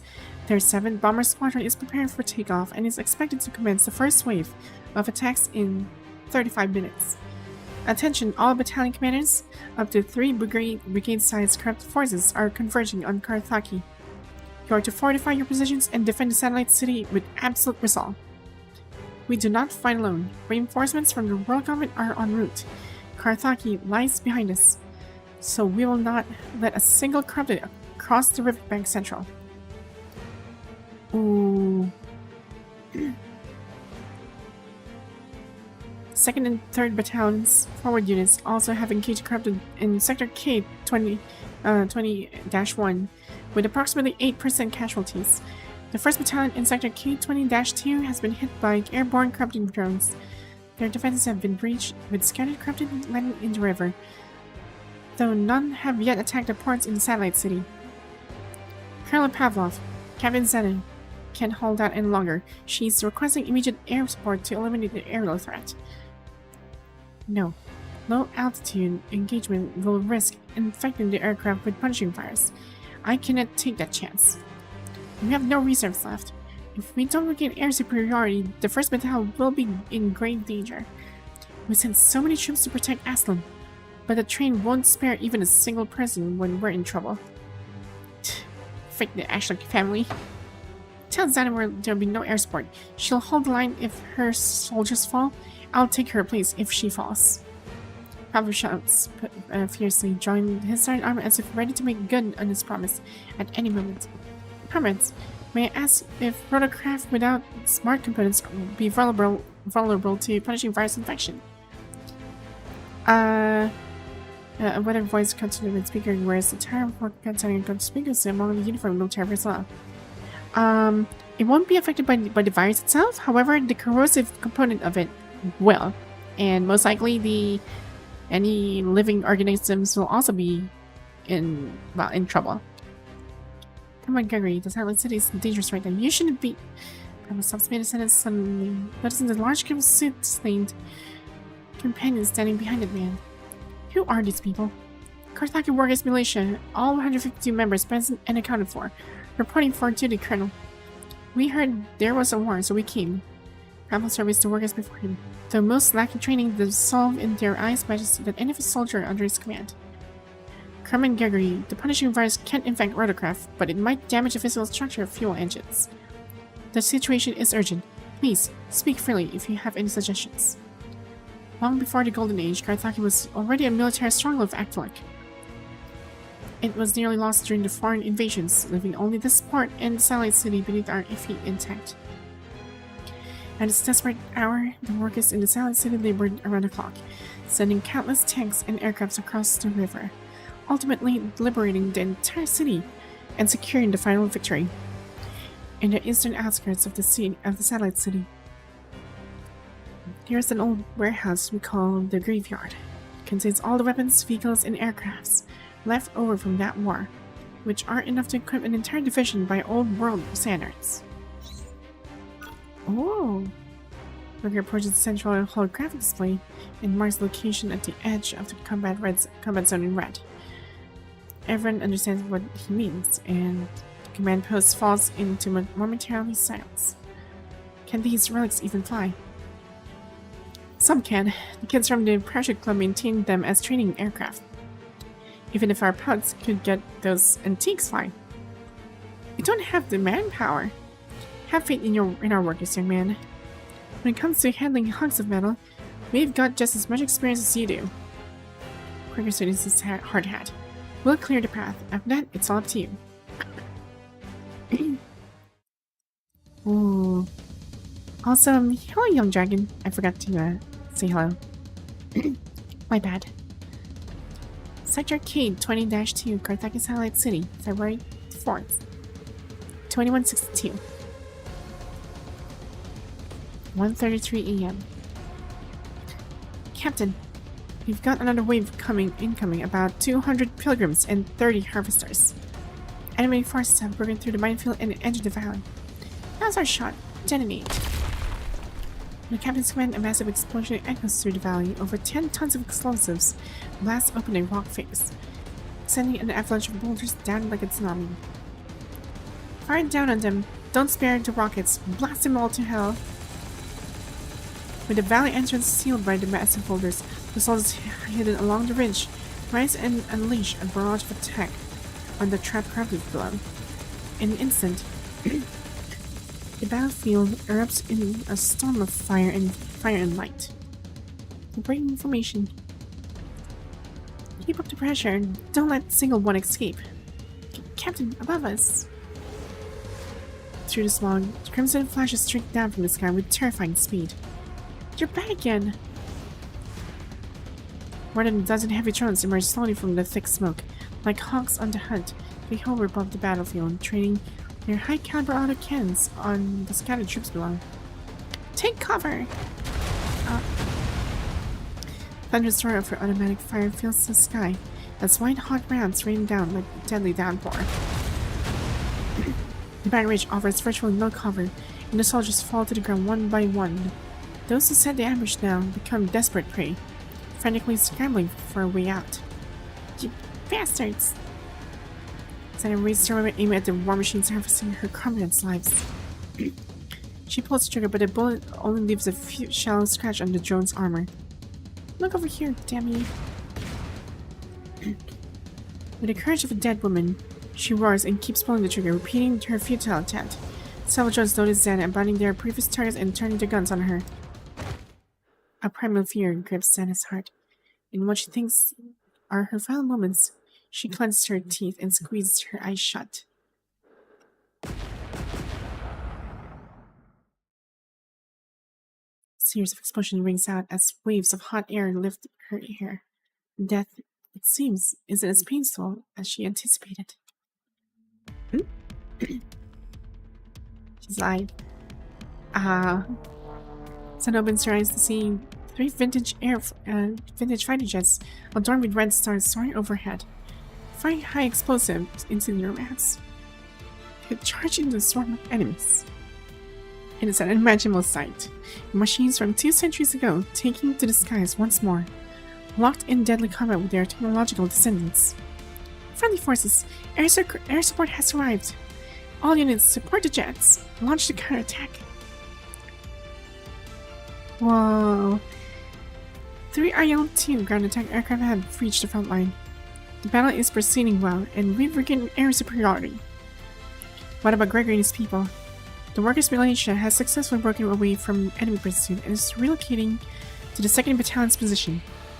Good, as that's casualties across all battalions. The resupplied companies from the 3rd Battalion are to provide immediate support to the 1st Battalion. Roger. Gathering intel now. The early ambush has reduced the pressure on the battlefield. Everyone in the command post can finally breathe a sigh of relief. That's strange. The CPF base station detected unidentified audio signatures 2 minutes ago. The CPF? Isn't it in the city center across the river? Verified immediately. Understood. The audio signatures are confirmed to match the corrupted entities' excavators. Their location is directly beneath Carthag's urban district. He draws in his sharp breath. Are these the corrupted that entered the river earlier? No wonder they never attacked the ports. Something seems to dawn on him as he pulls up the underground structural map of the Carthage on the holographic display. It reveals a maze-like grid, an underground network of fallout shelters built by Carthaginians before the Golden Age as protection against nuclear war. Approximately 34 entities detected, plotting their movement trajectories now. The real-time data of the corrupted appears on the holographic map as some swarm of dense dots surges from the underground toward Carthage's communal residential blocks and the massive structure that looms behind them. The target is the rocket factory. Oh, I think that's the reason why it actually exploded. They targeted the rocket factory and we probably detonated it. And I would assume it might not be the great active explosion because it wasn't an accident. It was like the last hurrah, I think. Just before Carthage actually fell completely. Freaking hell, they're planning to blow up Carthage. Get every combat ready unit across the river immediately. We cannot let them reach the factory under any circumstances. There may not be enough time. I recommend activating the scouts. They're already on the standby in the city. Pavlov hesitates briefly, but quickly realizes they have no other options left. Approved. Have them establish a defensive echelon formation. They are to minimize casualties at all costs and not engage the corrupted at close range. Where is the child now? Yes, in his hushed voice. She's with the Patrol E. They are currently closest to the factory. Proceed with the standard order. This is a great opportunity for a field test. Understood. Ooh.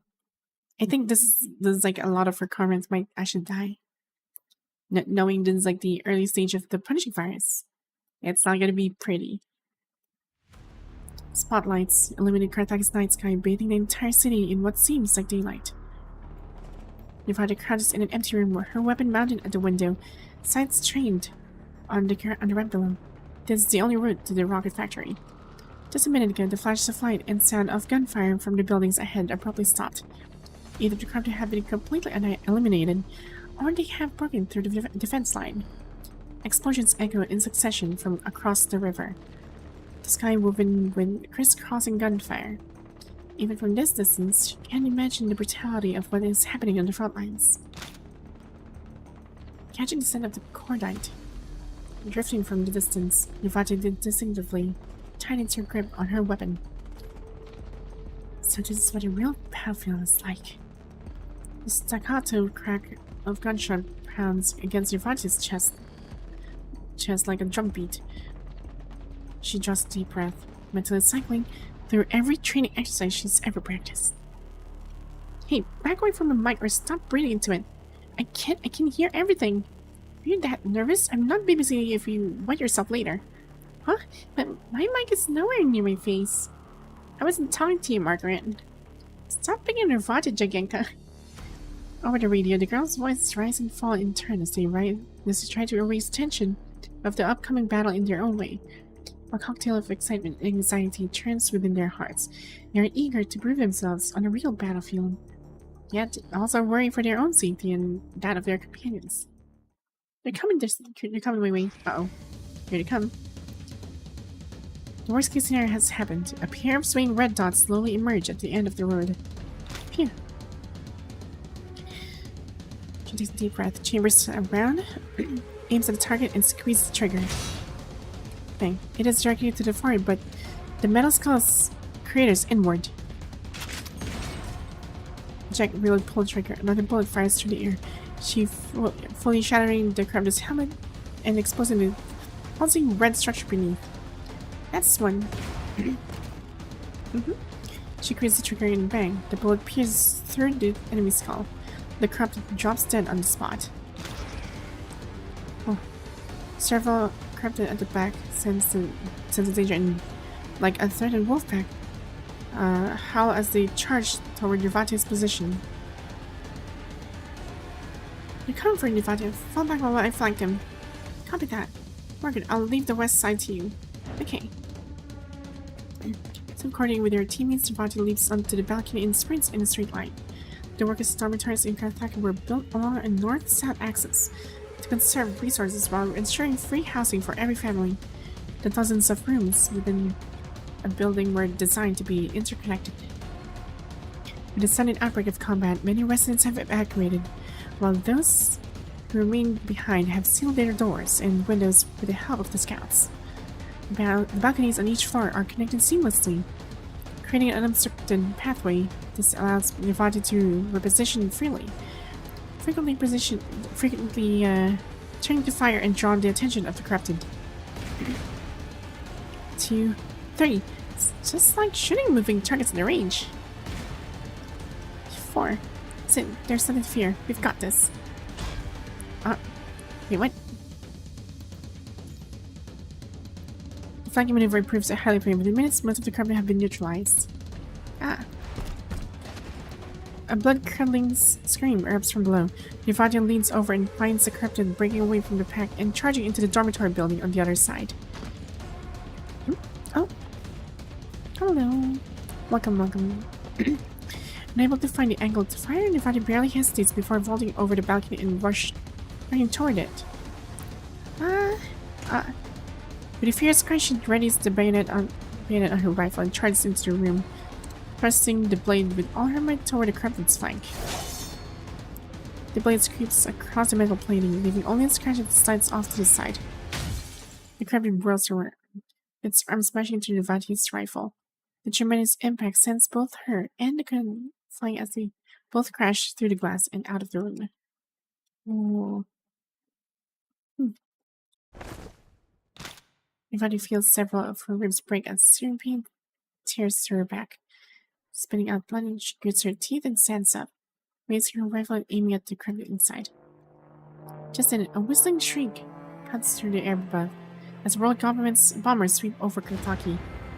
Right as Yvatia is about to pull the trigger, brilliant flashes of light suddenly erupt across the river. A series of deafening explosions follow, with flames splashing in all directions like rainfall. Amid the thunderous roar, the entire city seems to tremble at the edge of collapse. Yvatia's heart seizes in her chest as her legs give way beneath her, and she drops to her knees. She sees that sky again. Keep running. She says the woman with an indistinct face. Don't look back. Look at Yvatia. Just as the blade comes down, Margaret arrives in time to shield Yvatia with her sidearm.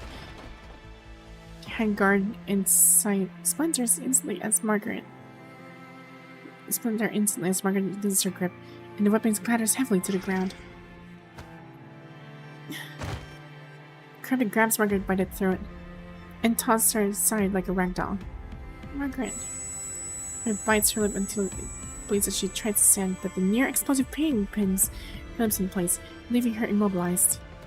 She can only watch helplessly as the corrupted slowly turns toward her and raises its blade once more. Hey, freak! Corrupted looks up to see Jagenka hoisting a massive boulder above her.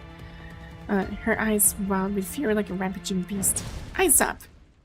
The raging lioness roars as she leaps down, the boulder in her hands crashing to the ground with a thunderous impact, sending dust billowing everywhere. Ooh. The dull thud of stone crushing metal cuts through the chaos.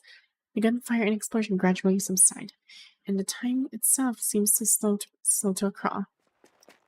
Dang, they're struggling on one corrupted. Imagine a horde of them. Her vision blurred. Yvatia thinks she can see Margaret and Jagenka running toward her before her consciousness slips away.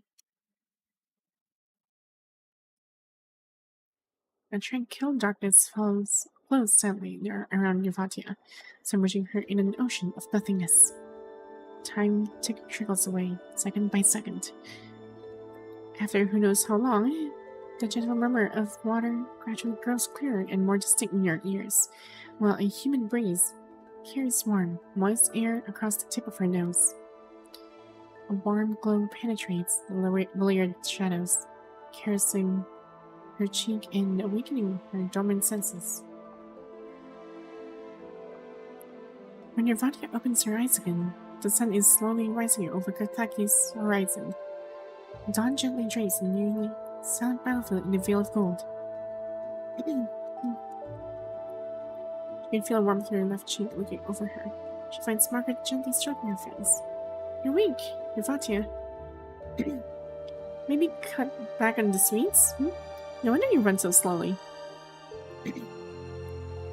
Margaret and Jagika find her on the side, supporting her arms as they stand together on the street in the city center. Around them, the crowd buzzes with activity. There are doctors, injured scouts, and locals who have come to offer support and comfort. We won? Yeah, we won. Come morning air chased away the lingering dread of battle.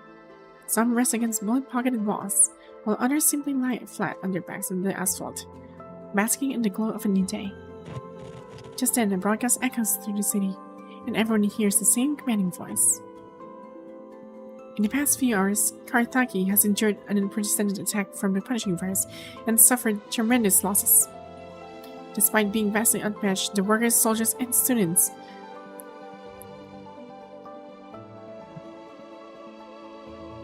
the music! It sounded like from Lamia. For some reason, it actually does sound like from Lamia's revised version or something. It's something quite interesting. It kind of resembles it, at least for me. Karthaki stood united as one and successfully thwarted the Kremlin's attempt to destroy the city. In our darkest hour, the workers' militia fought side by side with the garrison regiment fearlessly to turn the tide of battle. You are what Karthaki is called, the city of workers and steel.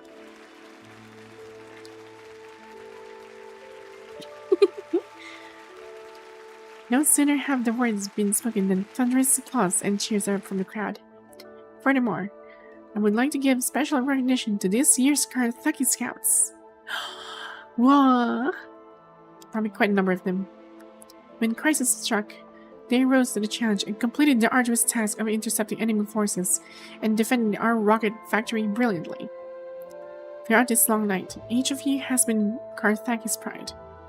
You have all passed this combat assessment with flying colors. Whoa. Therefore, on behalf of the Karthaki Garrison Regiment, I hereby declare every single student in this year's Karthaki Scout program has passed the final assessment. That's nice. These words the students erupt in celebration. During the critical moments of this extraordinary battle, many outstanding individuals and groups demonstrated remarkable courage, facing the punishing virus with unwavering resolve and steadfast bravery. The Colonel's broadcast continues, and with each new commendation, the crowd erupts in victory chants. God, sorry, I'm rightly feeling the music itself.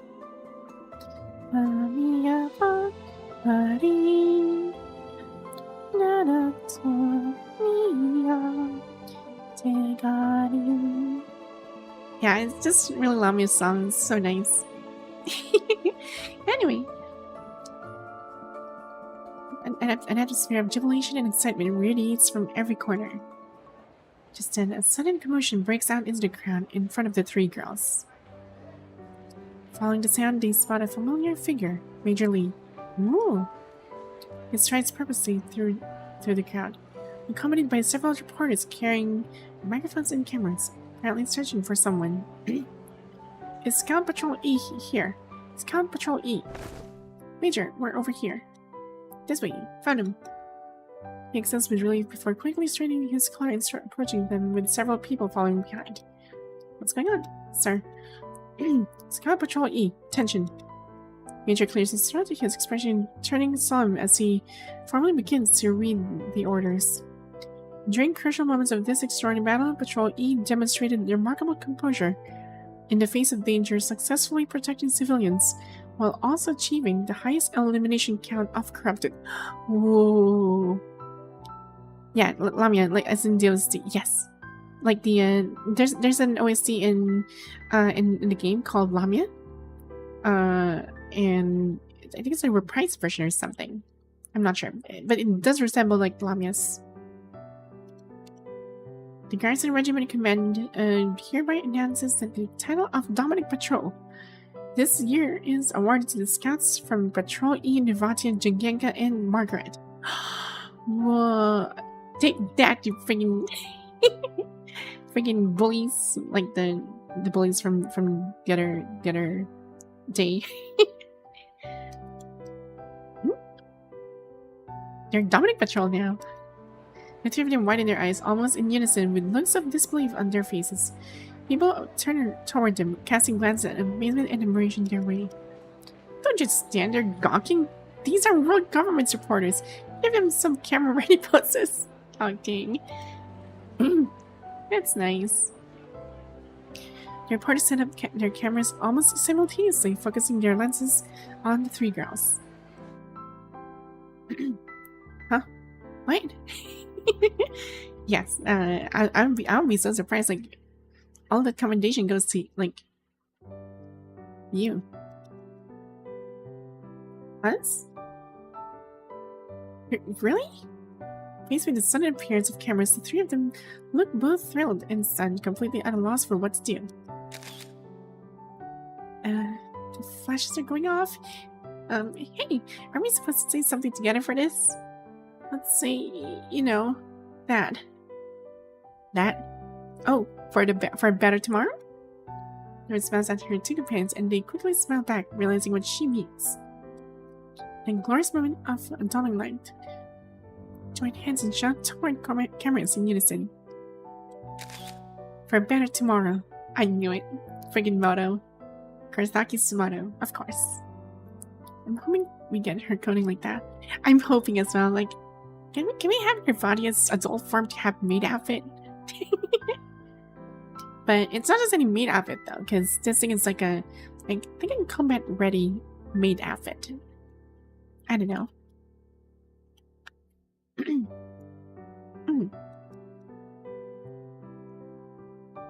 Oh, he actually got Dominic's Patrol title. Splendid.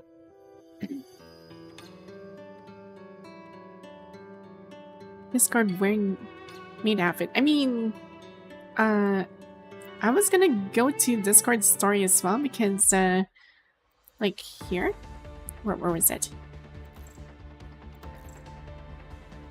I think it's around here somewhere. Yeah, I'm actually like doing this right now, so like off stream. I'm doing this off stream because I want to understand like how well, you know, how she came to be. So I'm still in the middle of the story of it, so I'm trying to like piece together. These are just like extra routes, like extra story. So I'm still working on it. Also, I was confused. I thought Garthok is to play his Lucia wedding. Wait, what? Really? I don't remember. Was it Garthaki? Because Garthaki is like an Actolux, so... No, it's not. Okay. Okay, I thought it was.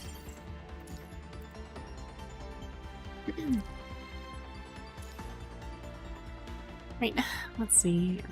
I've done these things, and I wonder if there's any other missions I need to complete just to like break off from the usual monotony. Oh, Norman! Yes, I'm gonna do this real quick since we're actually like taking a break from the main story.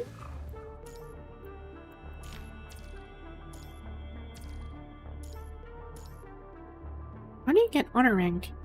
Oh, just go beyond level 100. That's it. I think 100 and... yeah, I think it's like level 110, I think? Or it's like level 100.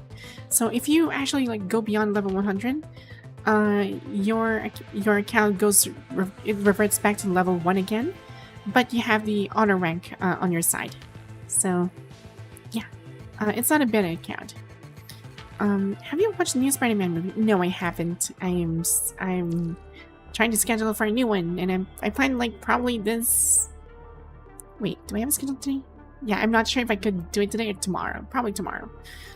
Or at least the after tomorrow for other people. So, I'm still gonna... I need to schedule some stuff there. I'm level 111. Ooh. Yeah, probably like level 120 plus, and then it resets. I'm not sure. I know it's like 120 before it starts to reset. I think. Because I know there's like a point it will reset after like reaching a certain level.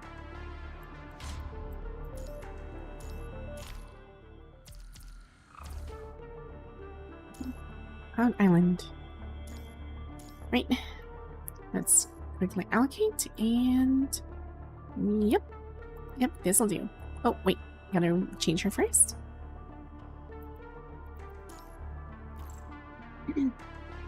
But I'll be changing you to... where is she? There you are. Now you need to... resonate your memory. Because she actually needs it. And I kind of forgot what kind of... What build does she go? Like, what kind of resonance does she needs? I need to double check. I think she was, I guess I can just build her like the typical, no, my physical team is still dead. Oof. Karen, please come home. Yeah, Karen is gonna be here, really soon now. We'll just have to wait for the next update. Also, what was that one gonna go again? Yeah, this one. Is there like, a way for me to identify what kind of memory set do I?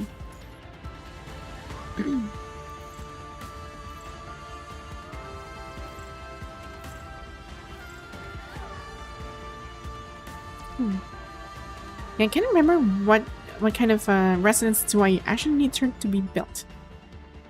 Is it class and ultimate, or is it... Hold on.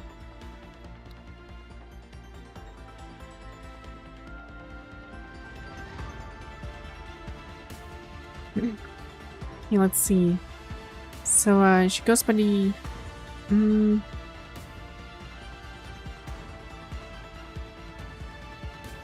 actually checking right now. I just set and forget. Let me see. Yeah, she goes by the resonance for any attack and signature move. Oh, this is for the lightning DPS version. But if she's a support, she's an amplifier instead. I think she does decent. She's an amplifier, so yeah, I might as well give her one. Yeah, I'll probably give her one. Like, I'll just give her attack and also some signature move. Right, so let's see. I just need to resonate her. 2, 3, 4, 5, 6. Actually, you know what? I'm gonna save this for Karenina. I'm gonna try and roll manually instead. Let's see. Train. Awesome. Hello, Cyphera. Okay, let's roll for this one. So the top portion should be, let's roll for this. Blue orb, nope. Nope. Red crit, nope. I need something more. Nope, nope. Attack HP. Somewhat okay. I guess I can still sit with this. Next, attack and defense. I'll just stick with this for now. Next. Attack and defense. Okay, that's fine. I'll just roll with whatever attack I can get. Basic attack level. Ah, darn.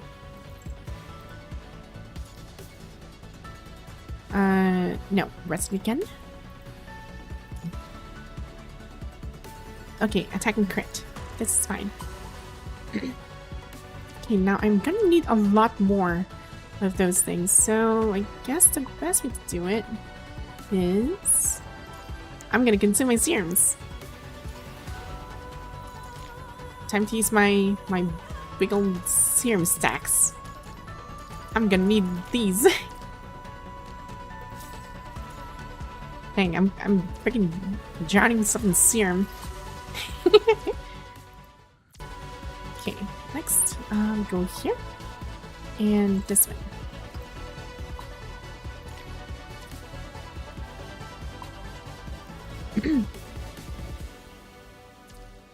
Here. What else? Guess I can probably get more. I have like 63 permanents, so this is fine, I guess. Let's grab some more, because I know I'll be consuming a lot. And let's give this to a different, not here. We'll give it to, yeah, I think this'll do. 136, so costly. I need to do the math next time. I hope all is well. Yeah, thanks, I'm doing good. Right, let's go back to Nervatia. I mean, Valentine, and continue to build. So, need this one. Okay, Resonance top to here. Fascinate. Basic attack. Nope. Nope. There. Next. Resonate. Ah, darn.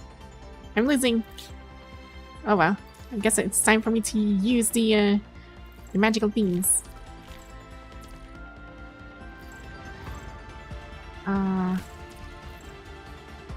Let's swap this one. Guess I have to use this now. Don't have any choice. Let's give it to attack and crit.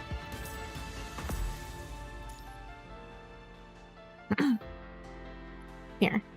Right, next is the lower ones. I'll just highlight all of them. Then turn this into signature move.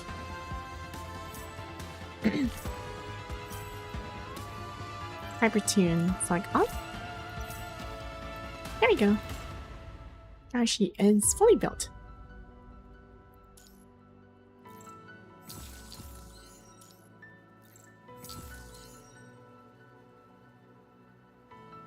There we go. What else? Coding. Yeah, she had like a very nice, she has a different profile as well. And oh, this one's nice. Oh, wow, she looks lovely in this.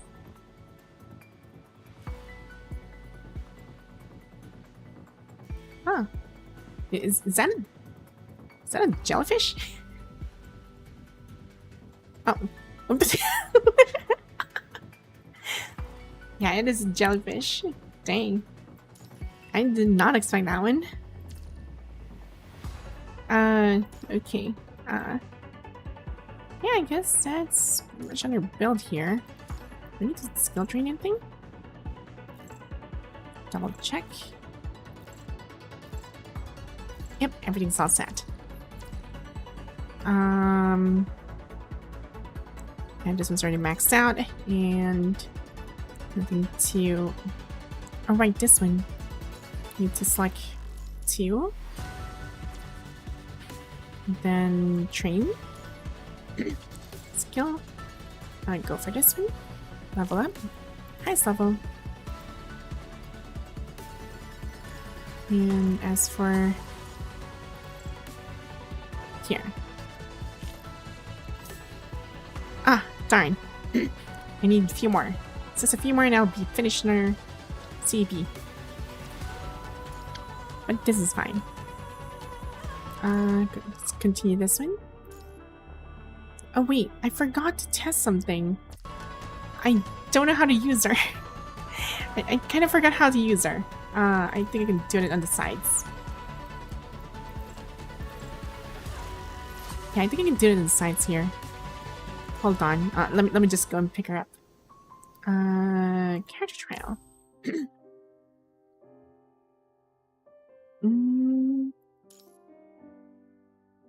No, not this one. I need the trial version of her. Challenge. Tutorial mode. Yeah, I can just finish this. Let me just finish this. So it's lightning team, so I'll just have to use this. Oh right, it's a different one now. I have to change your build. Equip, and this one with. Where's her? There you are. And what else?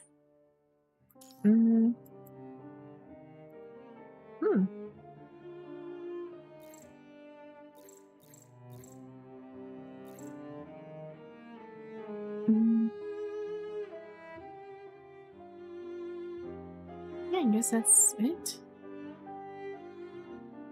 In fact, we can go for glaciation, but I'll just remove everything.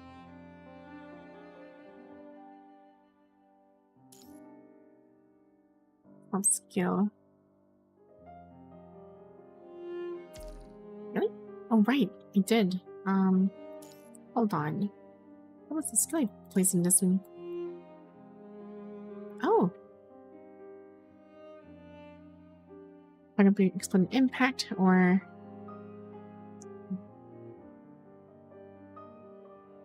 Yeah, I think this one's better. 650 to this one times 5. And this one's way higher. Else.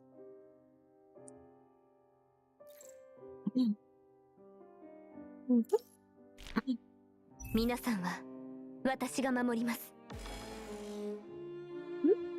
Oh, arts. Welcome. Yeah, let me just do this. Part of Helentine's event. Just a little bit. I need to recall my fighting style in this. I kind of forgot.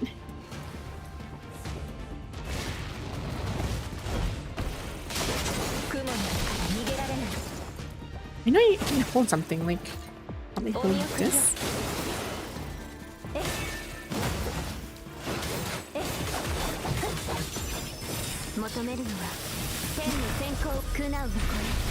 I'm just gonna use her, so it'll be faster.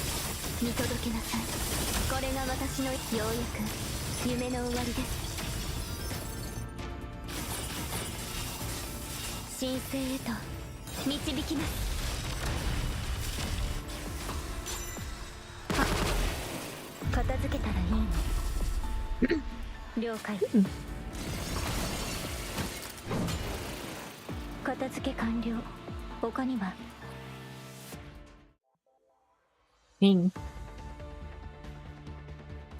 I guess she's more up into like, she's very gothic looking.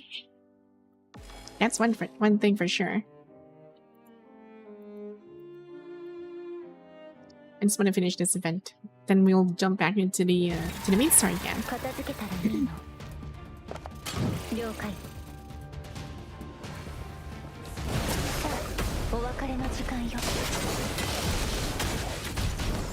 Ow! Okay.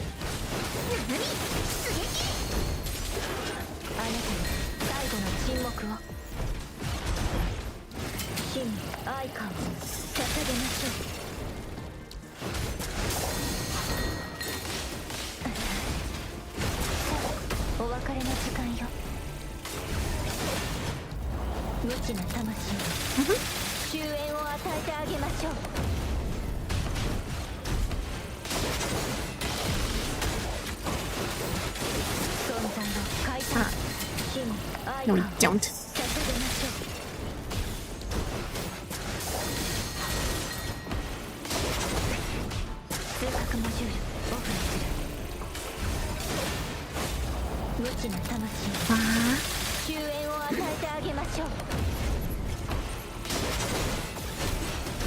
Oh, ow. Oh.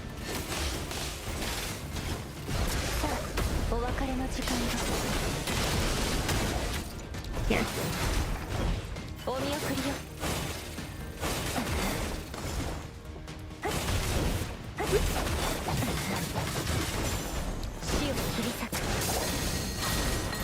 Here.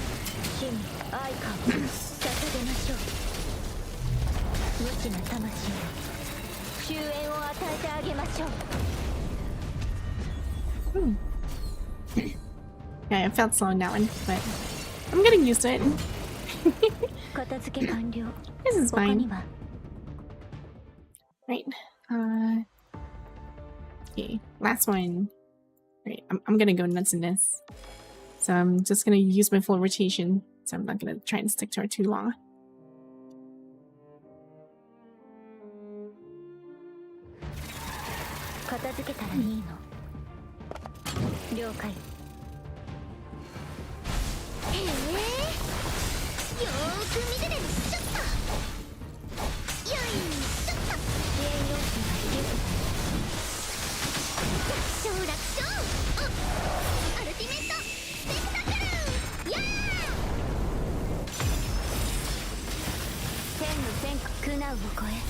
Dang, this guy's really tough.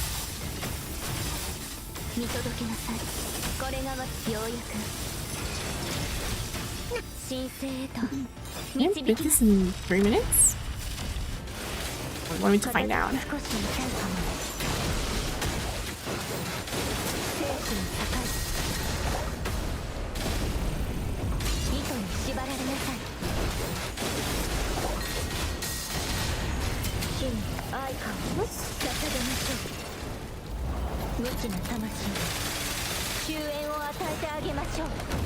Here.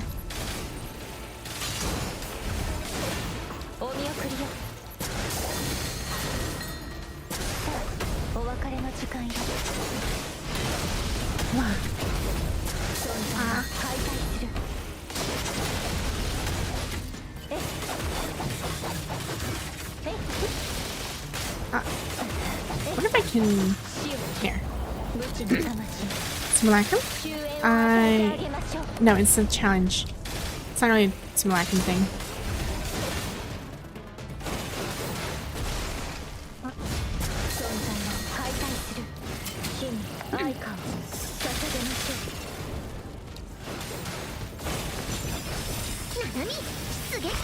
I didn't sing too long. I gotta use her.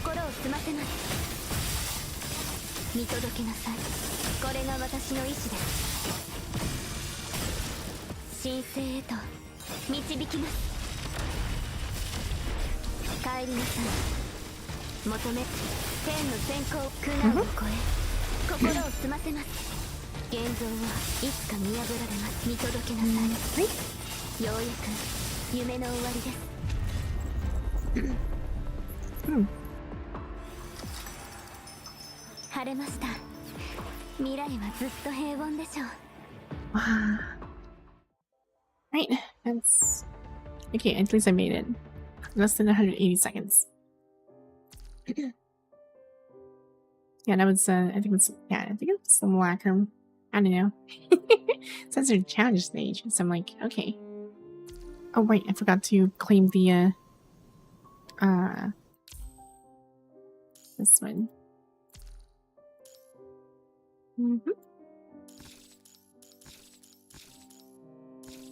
There we go. All done. I can finally go to the challenge Norman. I'll just do this one round quick. Let's pick. I'm gonna choose Devati on this, or yeah, or just pick her here because she's good. And there. Energy fields. Preparation. And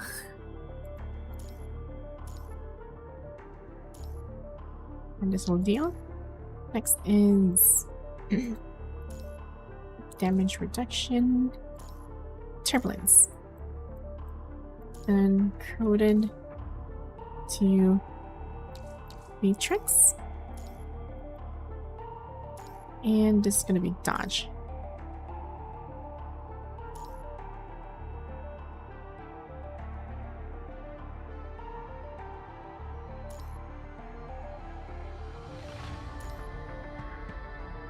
Pronunciation's challenges.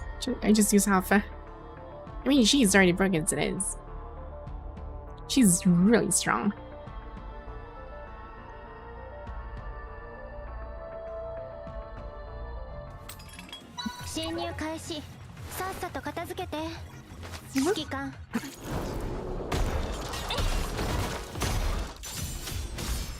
Here.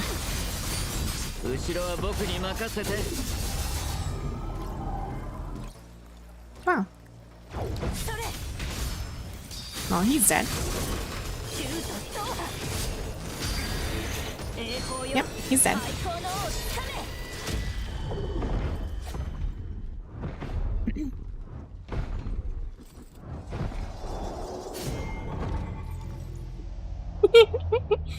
Wow, that was easy.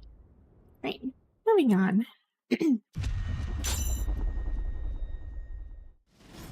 I think I should update like the death animation for that one. Like we can actually just cut it short or something because it's time consuming. I guess for the first time players it wouldn't be so dramatic, yes, but the longer you play it actually felt so that's you know. And you need to fix their spaghetti coding in their music while during the result screens.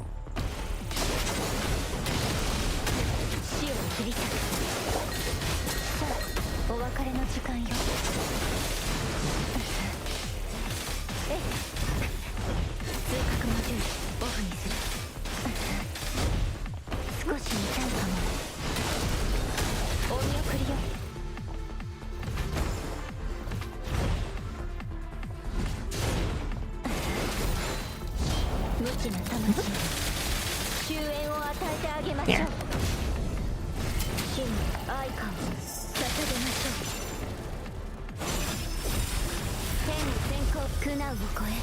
Wow, Prince did a lot of things.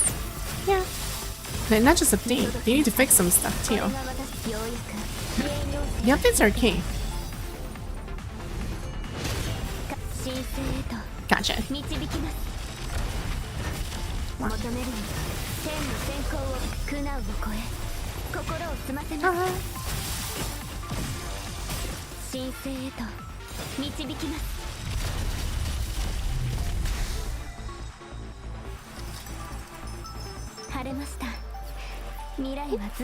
Yes.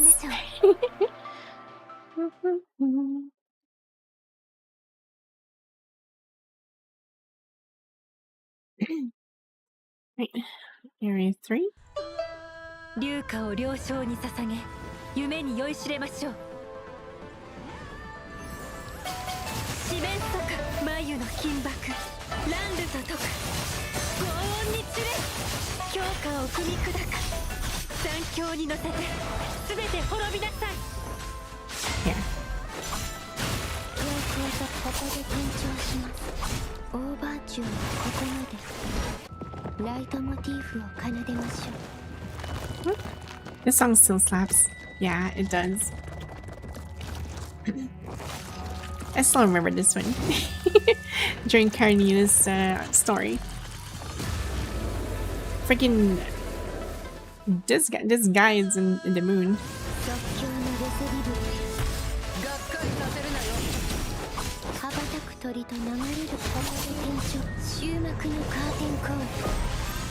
Ooh. Gets that.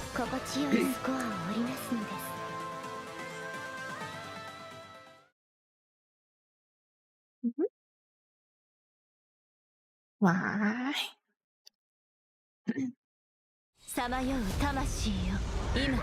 Yeah, it was fast. Yes, Turbatia.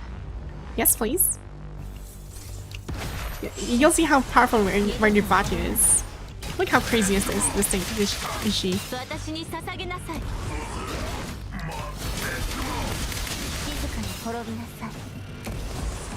One more.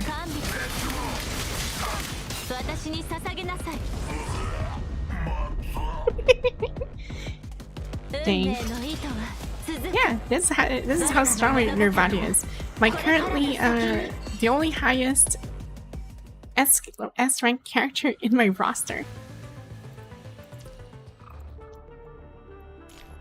And right, so last one. Quick allocate and go. Alright, this is gonna be fun. Her iframe now and it's just insane. It's so nice. Could have used my ultimate though, but and I'm gonna welcome Fushin. Not Romanyanetsev. Like he's not the real Fushin.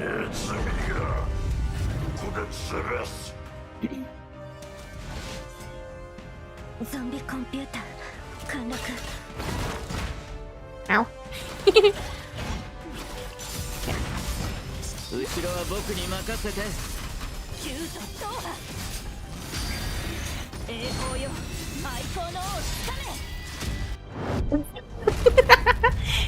That one ultimate with 22 bars just suddenly disappeared. 22 bars. Ah, he's pissed.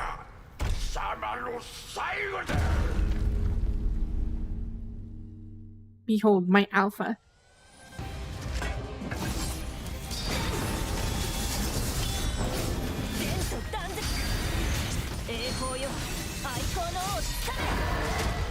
Ooh.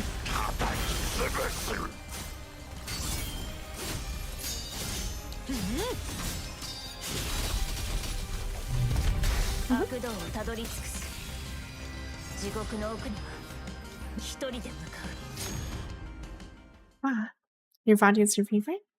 One of my favorites actually, but Ishmael is still my favorite. It's like I'm leaning towards the Nihil team because they're really nice. Although for the Nihil team, it's just pretty much Nirvati and Ishmael. Luna is kind of like an iffy for me.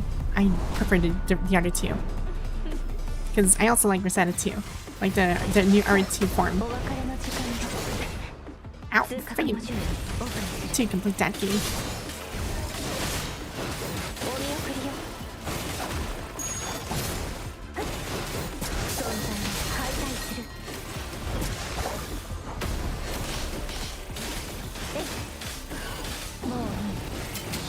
Come here.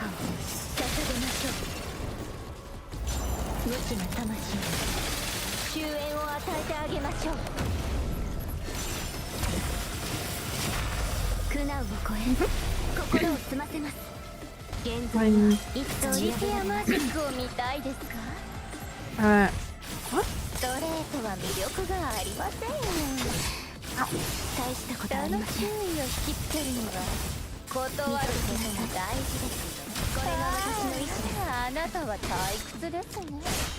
Come on.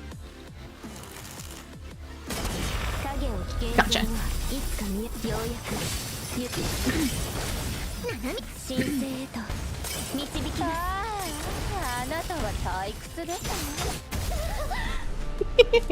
That's slow motion. Wah.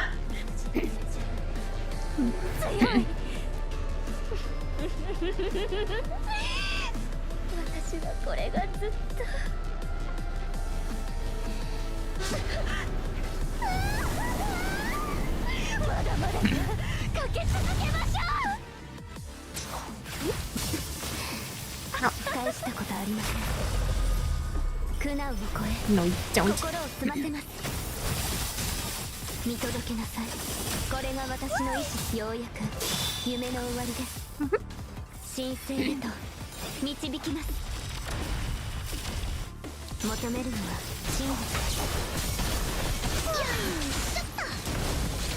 Ah, freaking.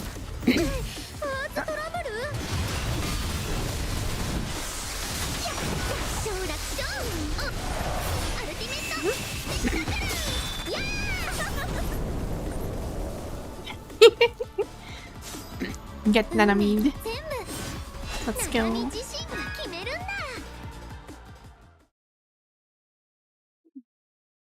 Right, last one. I mean, second to the last one.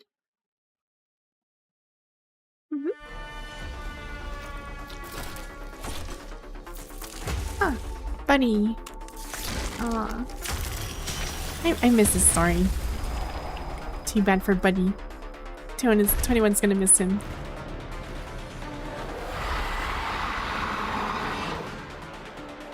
Earlier? That was lightning. This one is physical.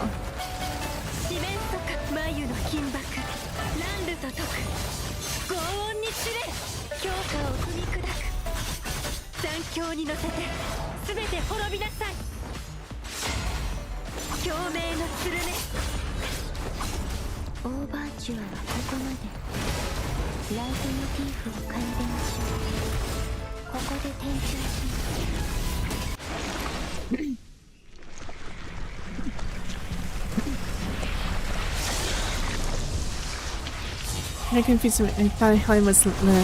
Oh, no. She's not. She's different. Oh, I just played automatically. What the hell? That's not fair. So the animation continues during the entire boss changing sequence. That's not fair. I was waiting for a perfect timing for it. Oh wow.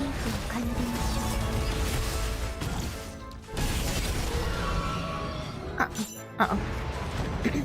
That's not good. Ah. She's dead. Oh wow.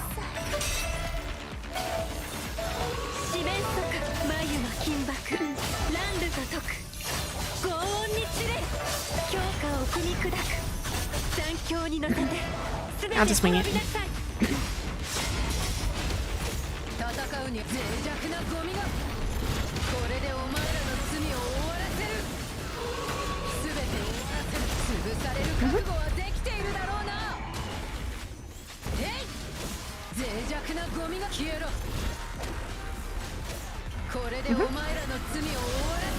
Come on. Here.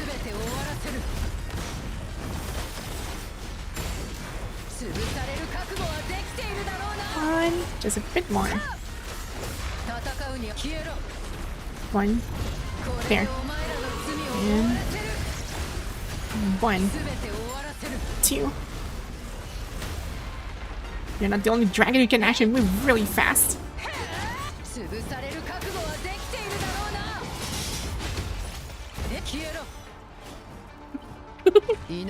Let's go.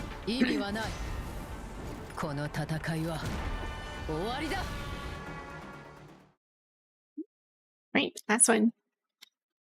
I'm gonna use my full rotation in Nirvatia, then change to I don't think this guy is gonna live long.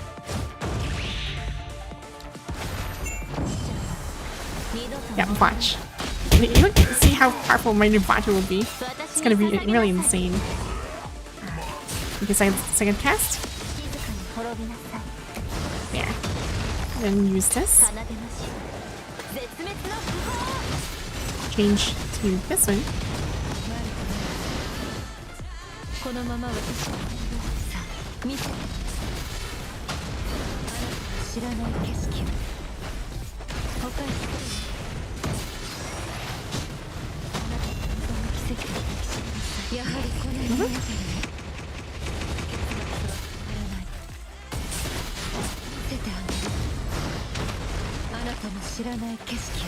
Wow.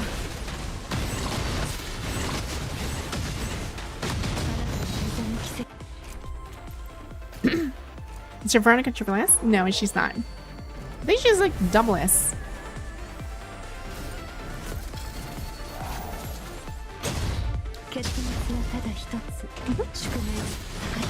Don't.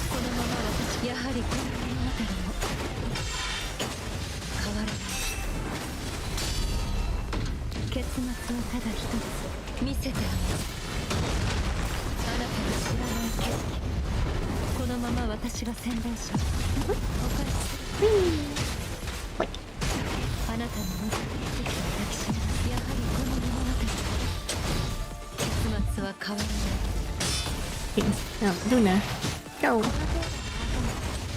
戦うことを変えなさいとても水だ真実を受け入れなさい偽りの存在の音を聞きなさい物語は終わるさまようさまってないのダンプ者は二度と戻らない Behold. 物語はここに Wow. Now you're dead. 絶滅の運命の糸は続く我らの物語はこれからも先に There you go. All done. Hey. That's full clear.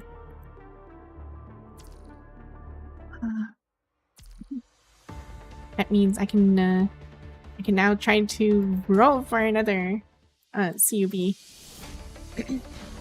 I'm still trying to get this. What are the odds? What are the odds? I'm just gonna try anyway. Darn. Aww. I'm still also trying to roll for this weapon. I'm so desperate for this one. Like, really, I'm really desperate getting this. Trailblazer Nile Nile section? Because before it was on physical. Actually, it was supposed to be, I think it was fire that was supposed to be there, but I changed to Nihil because it's fun. I can put Nihil in any of those arrangements, but I just like Nihil.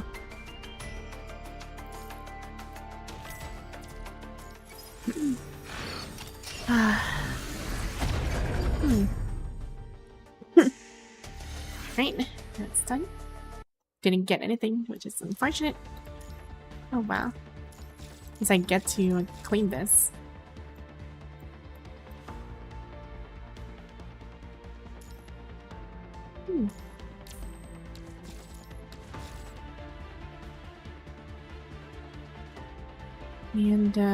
And, what else do I need? Yeah, she's only like that. For my physical team, yeah, see? Veronica's only like double S. She's not really too, like fully awakened yet. Like the, I mean, fully triple S. I lack the black cards for it.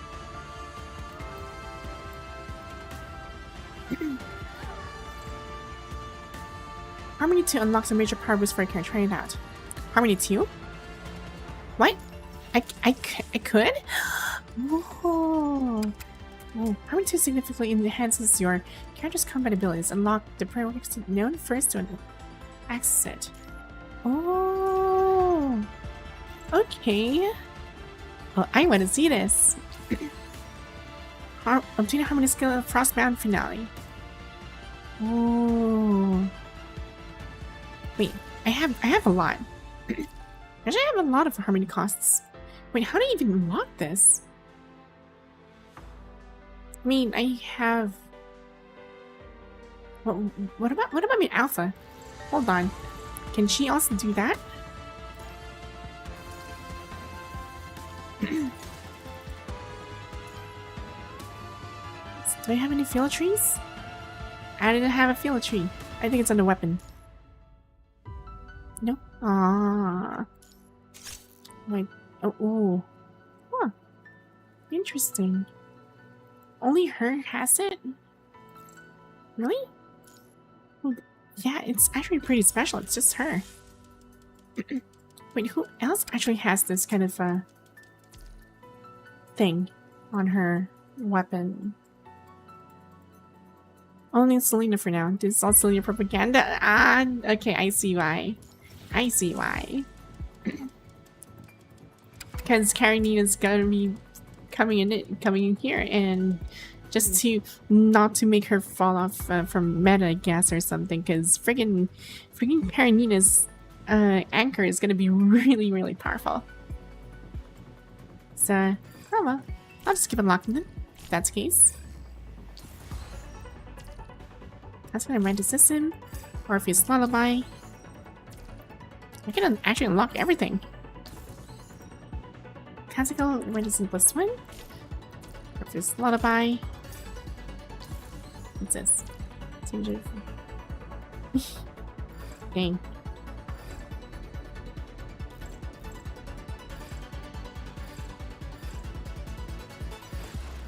I can just simply huh.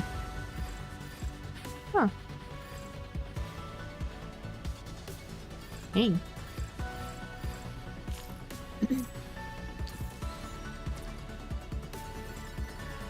Here. Now she's fully activated.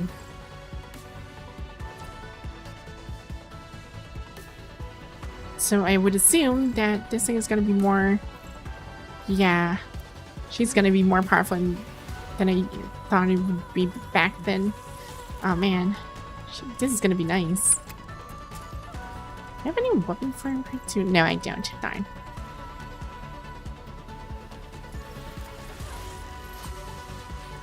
Oh. Oh, this is good. Dang, she's actually getting more powerful than usual now. I still don't have any. I don't have any of her coatings, unfortunately.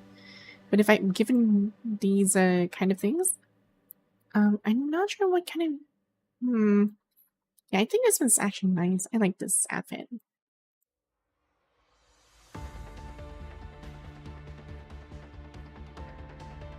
Yeah, this one's nice. This one is also pretty too.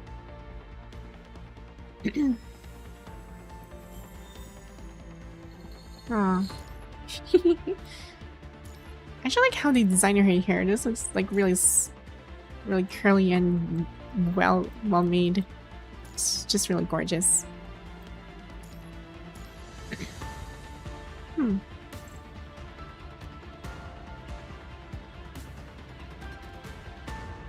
Right, so that's one down. Guess I can try and go back to continue the story.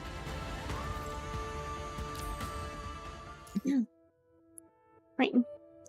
Christ by the riverbank.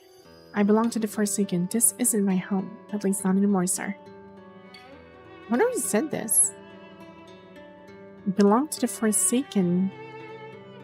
I mean, those three are Garthakians, but who is from this Forsaken?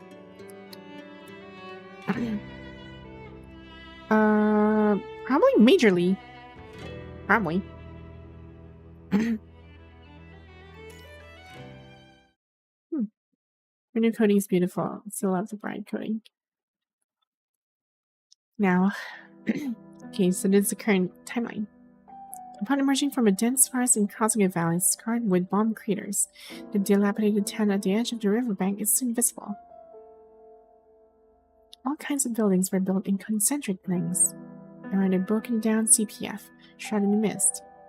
The structures sway in the haze like mirages in a desert, their outlines impossible to discern clearly. This is the satellite city. The Garthakian radiation zone is across the river.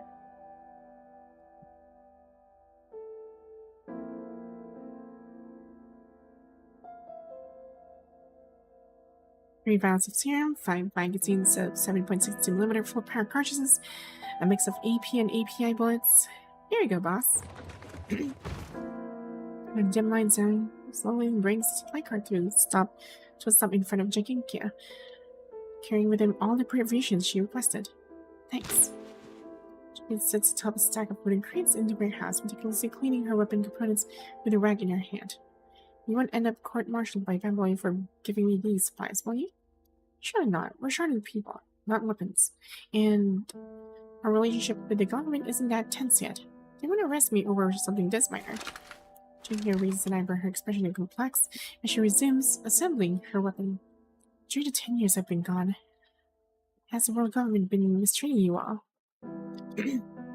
Mistreating? Not really. Babylonia's been fairly respectful toward us.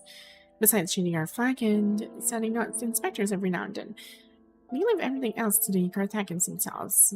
Nothing has changed. In other words, they left the Garthakian people stranded outside the radiation zone for years without offering any help at all. Well, nothing's easy these days. and leans against the cart inside. Due to wartime restrictions, there's hardly any migration here. We don't have much in the way of food or clothing. But we're not starving to death either, just skirting by, you know? I used to daydream about traveling back to ancient times as a kid. With our advanced technology, I thought we could surely change the past and usher humanity into the golden age early. What? Were you planning to airdrop 10,000 scouts to some emperor so he could strangle the punishing virus in its crib? What I mean is, it wasn't until I actually started rebuilding with absolutely nothing that I realized how naive those fantasies were. We have land, but no seeds. We have tractors and separators, but they're all piled up here as scrap metal. Because we can't get our hands on any oil and fuel. Guns toward the inside of your house. No one's farming, mining rare earth materials, smelting metal, making rivets. Modern industries like that, like a net. The entire system collapses if one strand breaks. It's only now that I realize how complex and precious our once ordinary modern lives truly were. Without resource exchange within the larger collective, no smaller community can survive on its own. I even think that's the most terrifying about the punishing virus. It has destroyed the connections between people, stranded us on isolated islands, and erased the very foundations of civilization. Where did you pick up all these fancy talk? Look at you, so eloquent and sentimental now. The world is the hardest teacher you'll ever have. Scythe says with a smile, scratching his head. Now that I've taken your supplies, is there anything I can help you with in return? Oh, no need to trouble yourself, boss. We can handle the problems in the satellite city ourselves. You, have your own matters to tend to, no? Indicates the letter. We've all heard about your reputation over these years, boss. The legendary Ranger of the Forsaken. Oh, she's now Forsaken. Okay, no wonder she's, So that means she knows Watanabe, like, pretty well. I guess the eye patch actually pretty much resembles it. But, there is no Forsaken anymore now that, Watanabe started, like, leading Oasis. And I would assume he already combined Forsaken and also Oasis. The Rangers are a small military group under the Forsaken. Its members comprise mostly fully constructs and exceptionally skilled humans, patrol the borders of the infected areas to rescue refugees and guide them to Oasis. Ah, okay, that makes sense. This is who Jagenka is nowadays. I received that letter from Nirvatia a few days ago. She mentioned that a great active explosion might be connected to Margaret and the Ascendant somehow. I was sent here to investigate the matter, but the radiation zone began to spread the moment I arrived. The Ascendant? What did Nirvatia say? We didn't get into details. The letter was full of riddles, so the commander was going to ignore her, but... Who's there? I think it's gonna be me, or must be another Ascendant. Nearly imperceptible footsteps behind her, Jagenka suddenly spins around and raises her gun. Long time no see, Jagenka. Nirvatia? A haggard towering figure slowly emerges from the shadows. Major Lee? It's Major Lee. Commander Lee? How did you... This is my city. Nothing you people do escapes my notice. Including, of course, the whereabouts of a certain ranger. His demeanor remains imposing as ever, but his voice now carries a weight and awareness that weren't there before. My own instructor. You still talk like someone asking for a punch to the face. I'm retired from that role now. It's commander these days. Jagenka can still see that same bottomless arrogance when she looks into his eyes. After all these years. I overheard what you were saying, Ranger. We've got a mission to complete, so when do you plan to leave? That depends on whether Karthaki still welcomes me. The situation here is more complicated than I expected. I need to gather more intel first. Come with me then. With hands clasped behind his back, he turns and walks away. His polished leather shoes clicking rhythmically against the cement floor. Where are we going? You've been gone for a while. I thought you might like to reacquaint yourself with your hometown.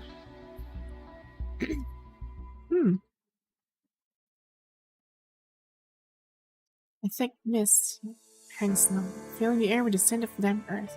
The gray sky presses down on the town and land below, creating heavy, deathly stillness like a lead-filled coffin. Yanka trudged through the muddy streets surrounded by buildings both familiar and foreign. Refugee tents stretched to the horizon, spreading like fungi around rotting wood, encircling the already crumbling structures. Those with ration tickets, come this way.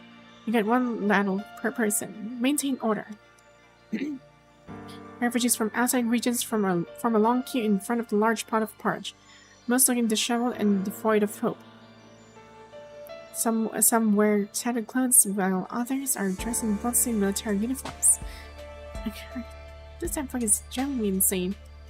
Hey there, we're running low on serum too. The serum doesn't work. Nothing works. Please, just saw it off. I can't bear the pain anymore. Those are doing everything they can, offering what little they have to care for the refugees. But despair continues to spread under the influence of the red mist, consuming what little patience everyone has left. They can't get brow first as she sensed it. This city has been pushed beyond its breaking point. With this many refugees, your soldiers won't last 5 minutes if civil unrest breaks out, based on my experience. Karthaki Satellite City has exactly 2,832 residents, but in the past 24 hours, we've taken in over 2,000 refugees and wounded soldiers. And almost simultaneously, the corrupted launched attacks from both the east and south. We pushed them back but at a tremendous cost. Just holding the outer defense is stretching us to the limit with our current forces.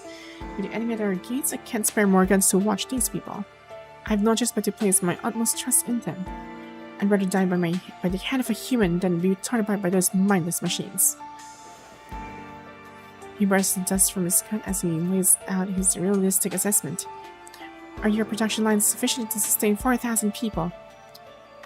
Resource conflicts will inevitably erupt with everyone trapped in here. You won't need to wait for the machines to find you then. Your assessment is correct. And even without internal strife, the red mist will devour us sooner or later.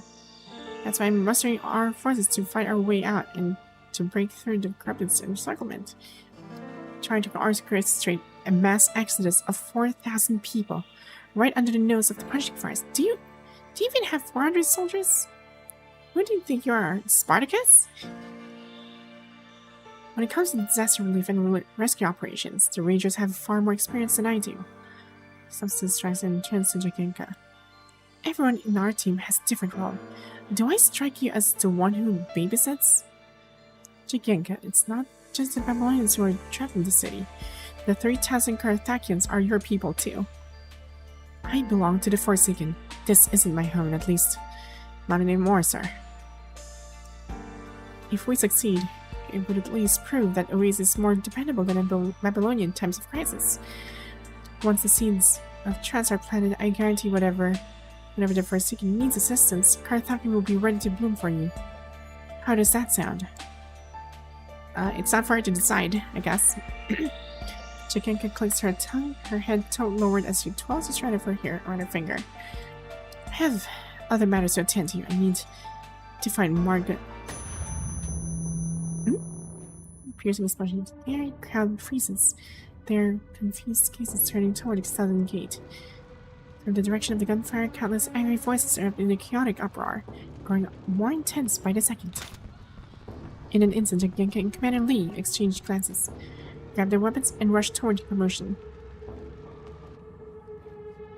Cold winds swirl around the crumbling watchtower, where a massive crowd has gathered. The shouting rises like crashing waves against the soldiers' offensive line. Get back. Anyone who crosses this checkpoint is a deserter. I have the authority to execute you on the spot. Soldier at the front line shouts until his voice grows hoarse.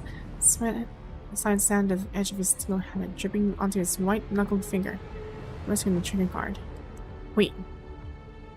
You've run out of meds here. She's been burning with fever for almost 3 days. Without a tetanus shot, she'll die. The man leading the crowd carries an unconscious young girl in his arms, like a maddened bull. He tries against the curtain wall of people before him. The outside is crawling with corrupted. We risk everything to save you, ungrateful vessel, and less than half of us made it back alive. Seemingly overcome with emotion, the soldier pulls the trigger, firing a shot into the sky. This is your final warning. Don't force me to shoot you. He takes a deep breath and points his smoking barrel on the crowd. The clamor before him suddenly falls silent. Two opposing currents of humans freeze in a standstill. Anger and confusion simultaneously etch across every face. At that moment, the thin, stifled cry of a baby rises from the center of the crowd, like a silver needle dropping to the floor. It shatters all sounds and hesitation. Come on, Thad, do it. Kill us all if you've got the guts. Fire! Oh, wait, what? What? The very moment, a figure darts forward, positioning herself between the two opposing groups. Easy, soldier. Just as the car is about to pull the trigger, Jenkins presents and slips her hand with his palm and the weapon. In one fluid motion, she removes the magazine side stop with a click before gripping the barrel with a sharp twist and pulling. With a crisp metallic scrape, the soldier's weapon falls apart like a set of building blocks. The entire sequence takes less than a blink of an eye. Under the sudden gaze of both sides, Jenkins slowly opens her right hand, letting the barrel clatter to the ground. Control yourself. Point your gun at the enemy. It's not your own people. Who are you? Carthagian who left home. She turns around looking at the young girl in the refugee's arms. How old is she? Just turned 16. She isn't sure when she started, but when she sees children this age, she can't help but think of her younger self. Or certain people and certain moments from her past. Jenkins gently touches the girl's cheek, feeling the scorching heat against her fingertips as if touching a stone pulled from fire. Her brow furrows slightly. Those moves of yours. I've never seen you before. Where did you come from? Drop your weapons and submit to inspection. That won't be necessary. She's one of us. A authoritative voice emerges from deep in the crowd. Recognizing the newcomer's identity, the crowd instinctively parts to create a path. Commander, but she only raises his hand slightly, cutting the soldier's protest short. You're one of us now, aren't you, Jagienka? If you've heard of the Ranger's exploits, then you surely know how my services don't come cheap, sir. Checking his service, the unease narrated across every face in the crowd, exhales deeply and tucks their Vatis letter into the deepest part of her backpack. When it's time to sell up, you might have to sell that fancy car of yours. Whatever it takes. Looking at you being so generous now, in that case, I want that one that has the turbo up front and shoots fire out the back. Colonel silently removes a set of keys from his belt and tosses them to Jagienka. Which one is it? He shrugs and gives a light chuckle. They're all yours now. Dang. Just suddenly gives out like, oh, you want this? You want the car? Here, take all my cars. They're practically useless anyway. So, dang. Now I'm actually going to play Ravacha now. This is nice.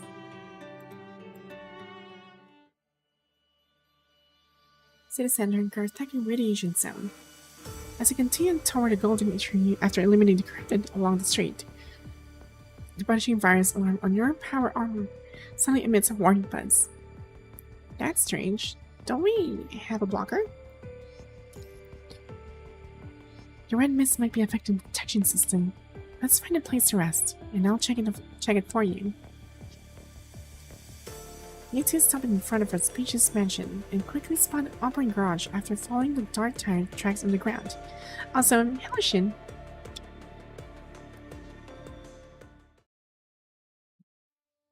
As soon as you step inside, a dazzling display of opulence greets your eyes. Luxury vehicles of every make and model line up in pristine formation. Their gaudy colors create a jarring contrast with the crumbling ruins outside. Why are there so many luxury cars here?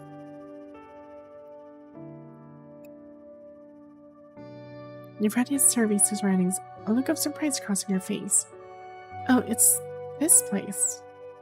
She murmurs in a voice barely above a whisper.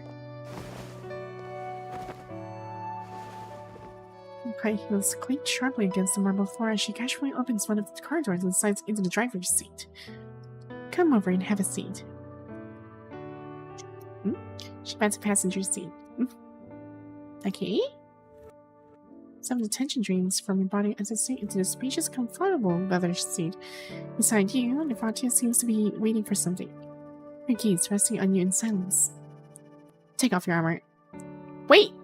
Hold on. Hold on. At any time, please? Here? As talented as I am, I can't exactly check the circuit's third layer of battle. Don't worry, the block will keep you protected. You okay? Doff the power armor.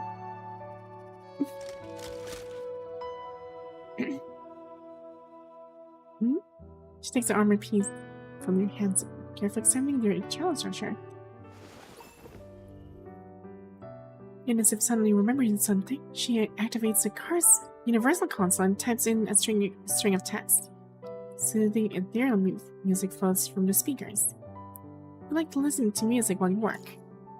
Just a little habit of mine whenever I'm writing important reports or conducting crucial tests. I play music to help me focus. I do that sometimes too. We're kindred spirits, aren't we? Until turned, warm golden light spills from a wall-mounted lamp, illuminating her faint smile. I finished my inspection, and there's nothing majorly wrong. It's just the armor isn't fully optimized for combat and the radiation sound. So I've adjusted the parameters accordingly. Ooh! I've also installed a sensor so I can monitor your condition in real time. Can't have you hiding injuries or pushing yourself too hard without me knowing. Thanks? Vajra reaches out and gently touches her side, her fingertip pressing lightly against the thin fabric covering her scar. You're very thorough with everything you do. I'm the security director. It's my responsibility to prevent harm, especially when it concerns things I'm interested in. I see. I see you're interested I guess on my safety. She answered casually, closing her eyes and reclining lazily in her seat, seemingly savoring this rare moment of respite. The air outside the car is rich with the mingled aromas of leather and wood oil, complemented by the subtle fragrance emanating from your companion's shoulder. Oh. Your breathing are soft and measured, distinctly audible in the brief sounds between you. I'm guessing this isn't your first time here? When you were in my mind, did you happen to see an overbearing instructor who always acted like he was in charge, no matter where or when? Familiar figures instantly materialized in mind. Major Lee. He didn't have many interests besides cars and fashion. This place was his little paradise. She placed her hand on the steering wheel, lazily spinning it back and forth. I used to see him sitting just like this in his car, chauffeuring guests from up there all around this little city of ours. Do you know how to drive, little Raven? She kind of stops fidgeting with the wheel and turns to look at you. I'm a street racing pro. No. I learned in the military academy. Then you must have been to many places and seen all sorts of interesting sights. Not really. It's often just mission deployments, so pretty boring stuff. Boring? Don't be so modest. I haven't seen your file. Transatlantic, Actelic, ARU. You've left your mark everywhere, and always during life or death situations. Now that you mention it. I did. Yeah, it was quite a ride. It's like fate has given you extra roll of the dice. No matter how dangerous the crisis, you always seem to make it out alive. It's just my plot armor. She rests her arms on the steering wheel and nestles searching in the crook of her elbow, watching you with undisguised curiosity. Any secret tricks I can share with Excelynne's council. Like you, I just try my best to fulfill my responsibilities. Doesn't everyone think the same? But we all have different backgrounds, talents, and opportunities. Factors that ultimately determine how far we can go on our individual paths. In other words, given a lifetime, some are destined to shine brightly while others remain in obscurity. You're right, reality is never fair after all. Indeed, reality is never fair. She lowers her gaze slightly, a fleeting look of melancholy crossing her eyes. Let's talk about you. A security director must know how to drive, right? I'm afraid I'm quite the opposite. I'm completely hopeless behind the wheel. Really? Seriously? A security director doesn't know how to drive? Okay. I mean, can't blame me if you can't really drive. Why's that? Because of my condition. Oh, right. Because the rumbling sound of the engine is it just makes her really any sudden stuff can actually impact her and make her completely unstable. Right. I forgot about that. With gentle dance music, her slender fingers move up and down rhythmically, tapping the steering wheel with an utmost inaudible sound. On the day of the great active explosion, my friend. No, my family was left behind in this city forever. And as fate would have it, that farewell was related to a car. Ever since that day, every vehicle that speeds past me triggers my condition. Ooh. I'm sorry. I'm sorry. This is my brain, so you don't need to apologize. The best respect you can show a patient is to hold back sympathy if you are still living. It sounds like you reduce the abortions with each new experience. Is there any chance of recovery in the future? When it comes to mine, even Asimov can't say for certain. That's why I came here to retrieve this data. From the day I woke up, this condition has been written in my heart, following me like a shadow over the years. It's become an integral part of who I am. Ironically, I can imagine a million ways this condition might torment me to death, but I can't picture that what my life would look like if I ever recovered from it. Yvonne lets out a soft sigh. It is the first time we have seen her make light of her own situation. At least you can learn how to drive when that day comes. Yes. Throws her head and laughs. I think I'll pass. The last thing I want is to be stuck in driving school with a bunch of youngsters. I can teach you. Okay, sure. You? Then let's forget about lessons altogether. Then, when that day comes, just apply to the Sense Council and I'll create a special position just for you. Assistant, part-time bodyguard, and personal driver all in one. Really? Part-time bodyguard? I have 3 other teammates, so you'll need to make a few more positions. When that becomes, take me to see all those places you've been and all those sights you've seen. She leans back in her seat and tilts her head to look at you. Or not. For all we know, I might die right here. She notes again, death seems to be a recurring theme in her self-mockery. Don't worry, we're both getting out if you're alive. Our story won't end here. Is that a prophecy of a great hero or a promise between you and me? A bit of both, I suppose. Alright then, it's a promise. She smiles and holds out her pinky finger. Our story won't end here. Yeah, it's a promise. You smile and your seats tremble ever so slightly beneath you. Next, my ornaments hanging in the car suddenly tremble as if caught by an invisible gust, emitting crisp, trembling sounds. A deep crumbling erupts from the gun in an instant. When the violent tremors, a massive roar from beneath the surface tears through your air like the howl of a creature, shaking the heavens and echoing between empty buildings. Marble floors split open instantly, and brass lamps sway and fall, dragging countless delicate ornaments with them as they shatter across the ground in cacophony of crashes. The storm-like tremors slash out at everything inside, sending chandeliers and chunks of stone raining down like deadly spikes into the cars below. Run! Oh. Right, because these are like just luxury cars that doesn't have any fuel. Leaps out of the car and sprint towards the garage exit. Oof. About 10 seconds later, the earthquake subsides. Standing on a cracked street, you watch as an enormous shadow slowly descends from the heavens.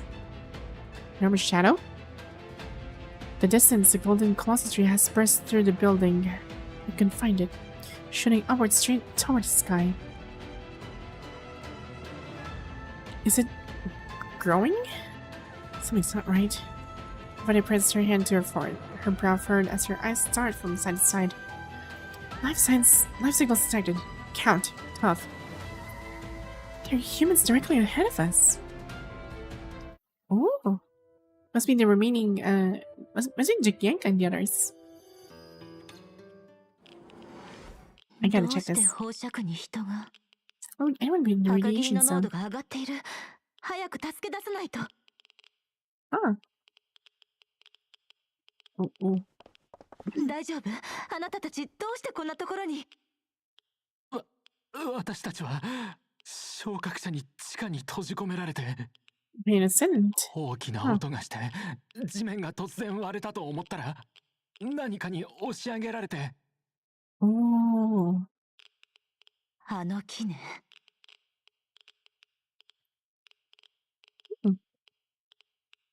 Okay. I wonder if there's anything else in here. There's none. Okay. 昇格者はどうしてあなたたちをここに閉じ込めたの？いや、来ないで。落ち着いて。私たちは何もしないわ。痛い。わからない。何も知らない。She's in a state of shock. Like she... Okay, so we can't really help that out yet.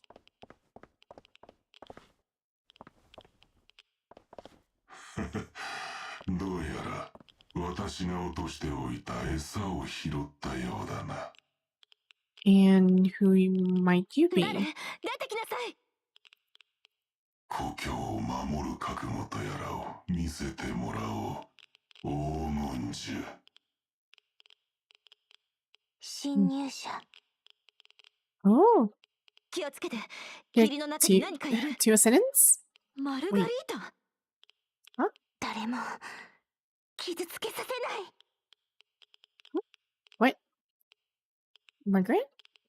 Oh, it's Margaret? 赤霧濃度急上昇。遮断機を起動。Oh. Oh. まだ足りないわ。もう一度やってみる？じゃあ二度と戻らない。始めるわね。服従し死を受け入れて。始めるわね。服従し死を受け入れて。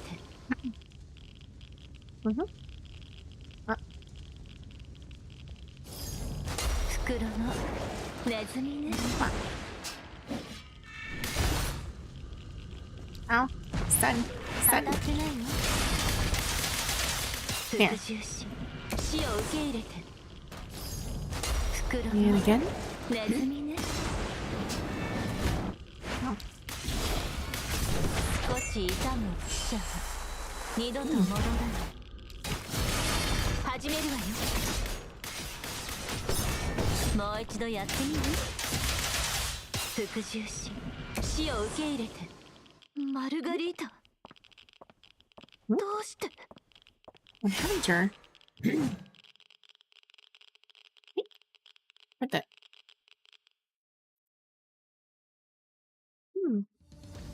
Would you destroy the fun crowded clumps with a metallic clang? The silver-haired girl standing at the end of the road mutters softly.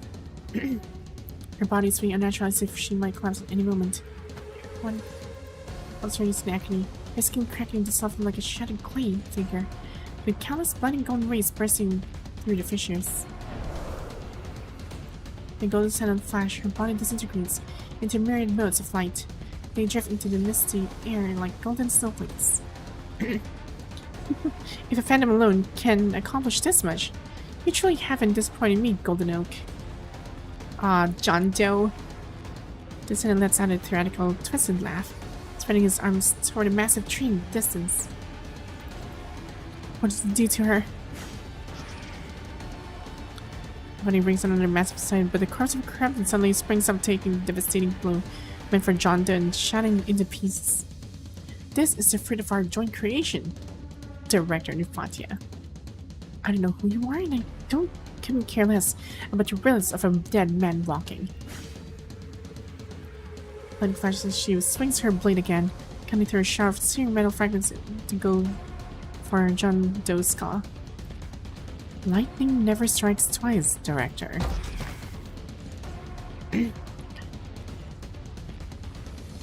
Descendant repeats this trick, twitching his finger to summon countless blackened corpses to respond to his call. They twist and writhe, climbing over each other in front of John Doe to form an impenetrable wall. And this is precisely the moment Nervatia has been waiting for. We're breathing. Bang. Yeah, in fact, from the side you pull the trigger and unleash a hail of bullets that surge like wildfire toward John Doe's body. The specialized round piece pierces his armor instantly, melting his internal structure. John Doe barely has time to resist before collapsing to the ground, reduced to nothing but a heap of scrap metal. Nothing on the ground. Is it dead? Suddenly the battle has ended. The refugees hiding in the corner slowly peek their heads out. The Ascendant is dead? He has multiple vessels, so we haven't seen the last of him. But we're safe here for now. Body coughs up a mouthful of vital fluid. She's still gripping her side tightly. She slowly sinks to her knees. You hurt? The Ascendant can't control the red mist. He outmaneuvered me just now. Her brow froze as she struggles to hide her exhaustion in front of everyone. The surrounding refugees slowly approach, many covered in wounds. They exchange uncertain glances as if waiting for her to issue commands. Nufatia, protecting civilians is my first priority. We need to evacuate the radiations and move them somewhere safe. Can you stand? Lean at my shoulder. She doesn't respond to your assessment, only releases a long breath before quietly closes her eyes. After a prolonged silence, Nufatia slowly raises one arm. She leans her entire weight against you, as if silently retaliating for her frustrating at you. A channel just received a message saying there's a satellite city south of the river with a CPF. It might be safe there. It was a broadcast from the military. I was captured near there. Descendant disguised himself as my friend, and then the blocker in front of each warning, signaling that the dispersed red mist is returning soon. The purification system can't completely eliminate the red mist, but it can suppress it to some extent. If the CPF in Satellite City is still operational, she pauses as if it takes her tremendous effort to continue speaking. That is, indeed, the closest safe zone in through right now. As I remember the way we came, Cinder left a small boat by the riverbank.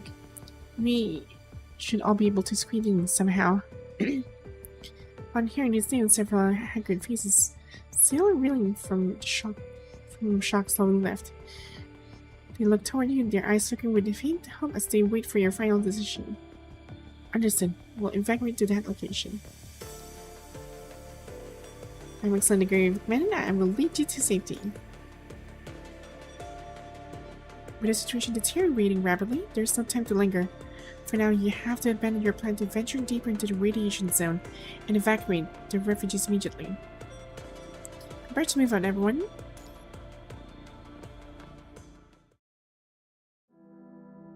Your group trudges unsteadily along the crumbling streets.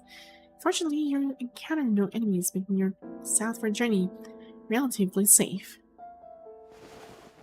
After about 15 minutes, the warm breath against your ear grows steadier, and the weight leaning on you lightens. Nufatia seems to be gradually shaking off the red mist influence. Nufatia, who was that silver-haired girl from before? Why did she appear in that form? We'll be friends right now, Anakin. She suddenly stops in her tracks. Her expression vacant yet frozen. Her breathing becoming rapid. Fatia? I promise you. Buzzing explodes in Fatia's mind like 1,000 blades scraping against each other, producing a horrific, deafening sound. I don't know. Take a deep rest for a moment. Regret.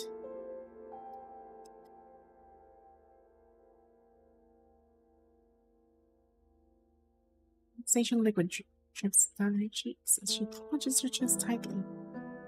Something within seems to be fighting to break free. It tears at her flesh, threatening to devour her from the inside out. Pain that has lain dormant for decades spreads like a tide to her waist. Countless blurred names and faces merge together, relentlessly pressuring her neural network.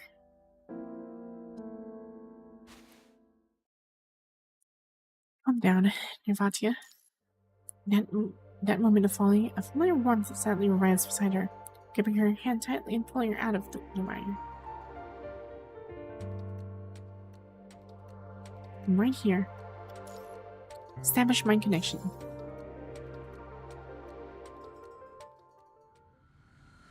Oh. Dang. Running like halfway-ish. This is good. Like, this is a good progress for me. And what else? Yeah, so I guess I'm gonna stop here since we're about to enter the next part of the chapter, which is the rescue mission. We'll continue the PGR story later on, finishing the last half of the story. And well, later, for me it's gonna be later, but for others it's gonna be tomorrow. On the next stream, rather, it's gonna be let's see, at Cyberpunk. So I'll be returning to Cyberpunk on 2077's like stream, and also Wuthering Wave, because I also need to continue the story in Wuthering Waves too. But for now, I'm going to try and see if I can. I'm gonna go back to Cyberpunk first, so we can. Well, I can actually like progress Phantom of Liberty and see how that story goes. Because after defeating friggin' Adam Smasher on the last part of my game, I apparently defeated him with my useless stick. I forgot to upgrade it because I didn't really prepare myself to enter the like the what would you call this? Like the last stage, and I didn't know it was last stage. I thought it was just going to be another chapter that I'll be going through, but never mind. So yeah, barely made it out to finish the quest, and now I'm going to try Phantom Liberty, but I am not sure how to start that with. I'll have to figure it out on my own, and also I'm gonna need some time to what do you call this? Like to refresh myself, to refamiliarize myself with the controls again on Cyberpunk, because it has been so long since I've been since I last touched it. Now I'm gonna try it again and see what the Phantom Liberty has. And according to some people as well, that the what do you call it? Like Phantom Liberty has like a really good DLC. So I'm actually like looking forward to that kind of update.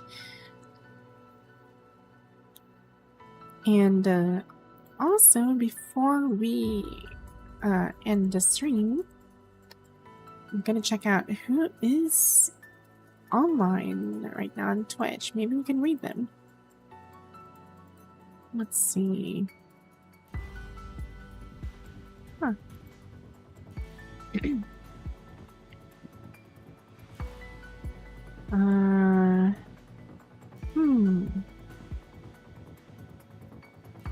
Let's see.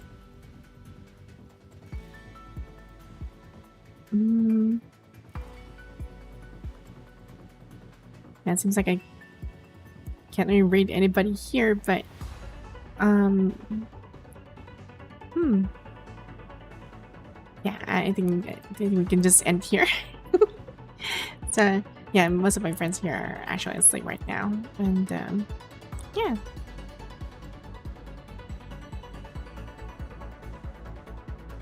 Oh wait. Oh yeah. So thanks guys for dropping by to my stream, and I'll see you all to the next one. Hopefully my cyberpunk would actually be favorable when I return. I'm hoping for the best that I get really good stuff now, because I have no idea there was a Sun Deficit in that place in my level. Maybe I should maybe hunt for those things. Anyway, I'll see y'all in the next one. Absolutely.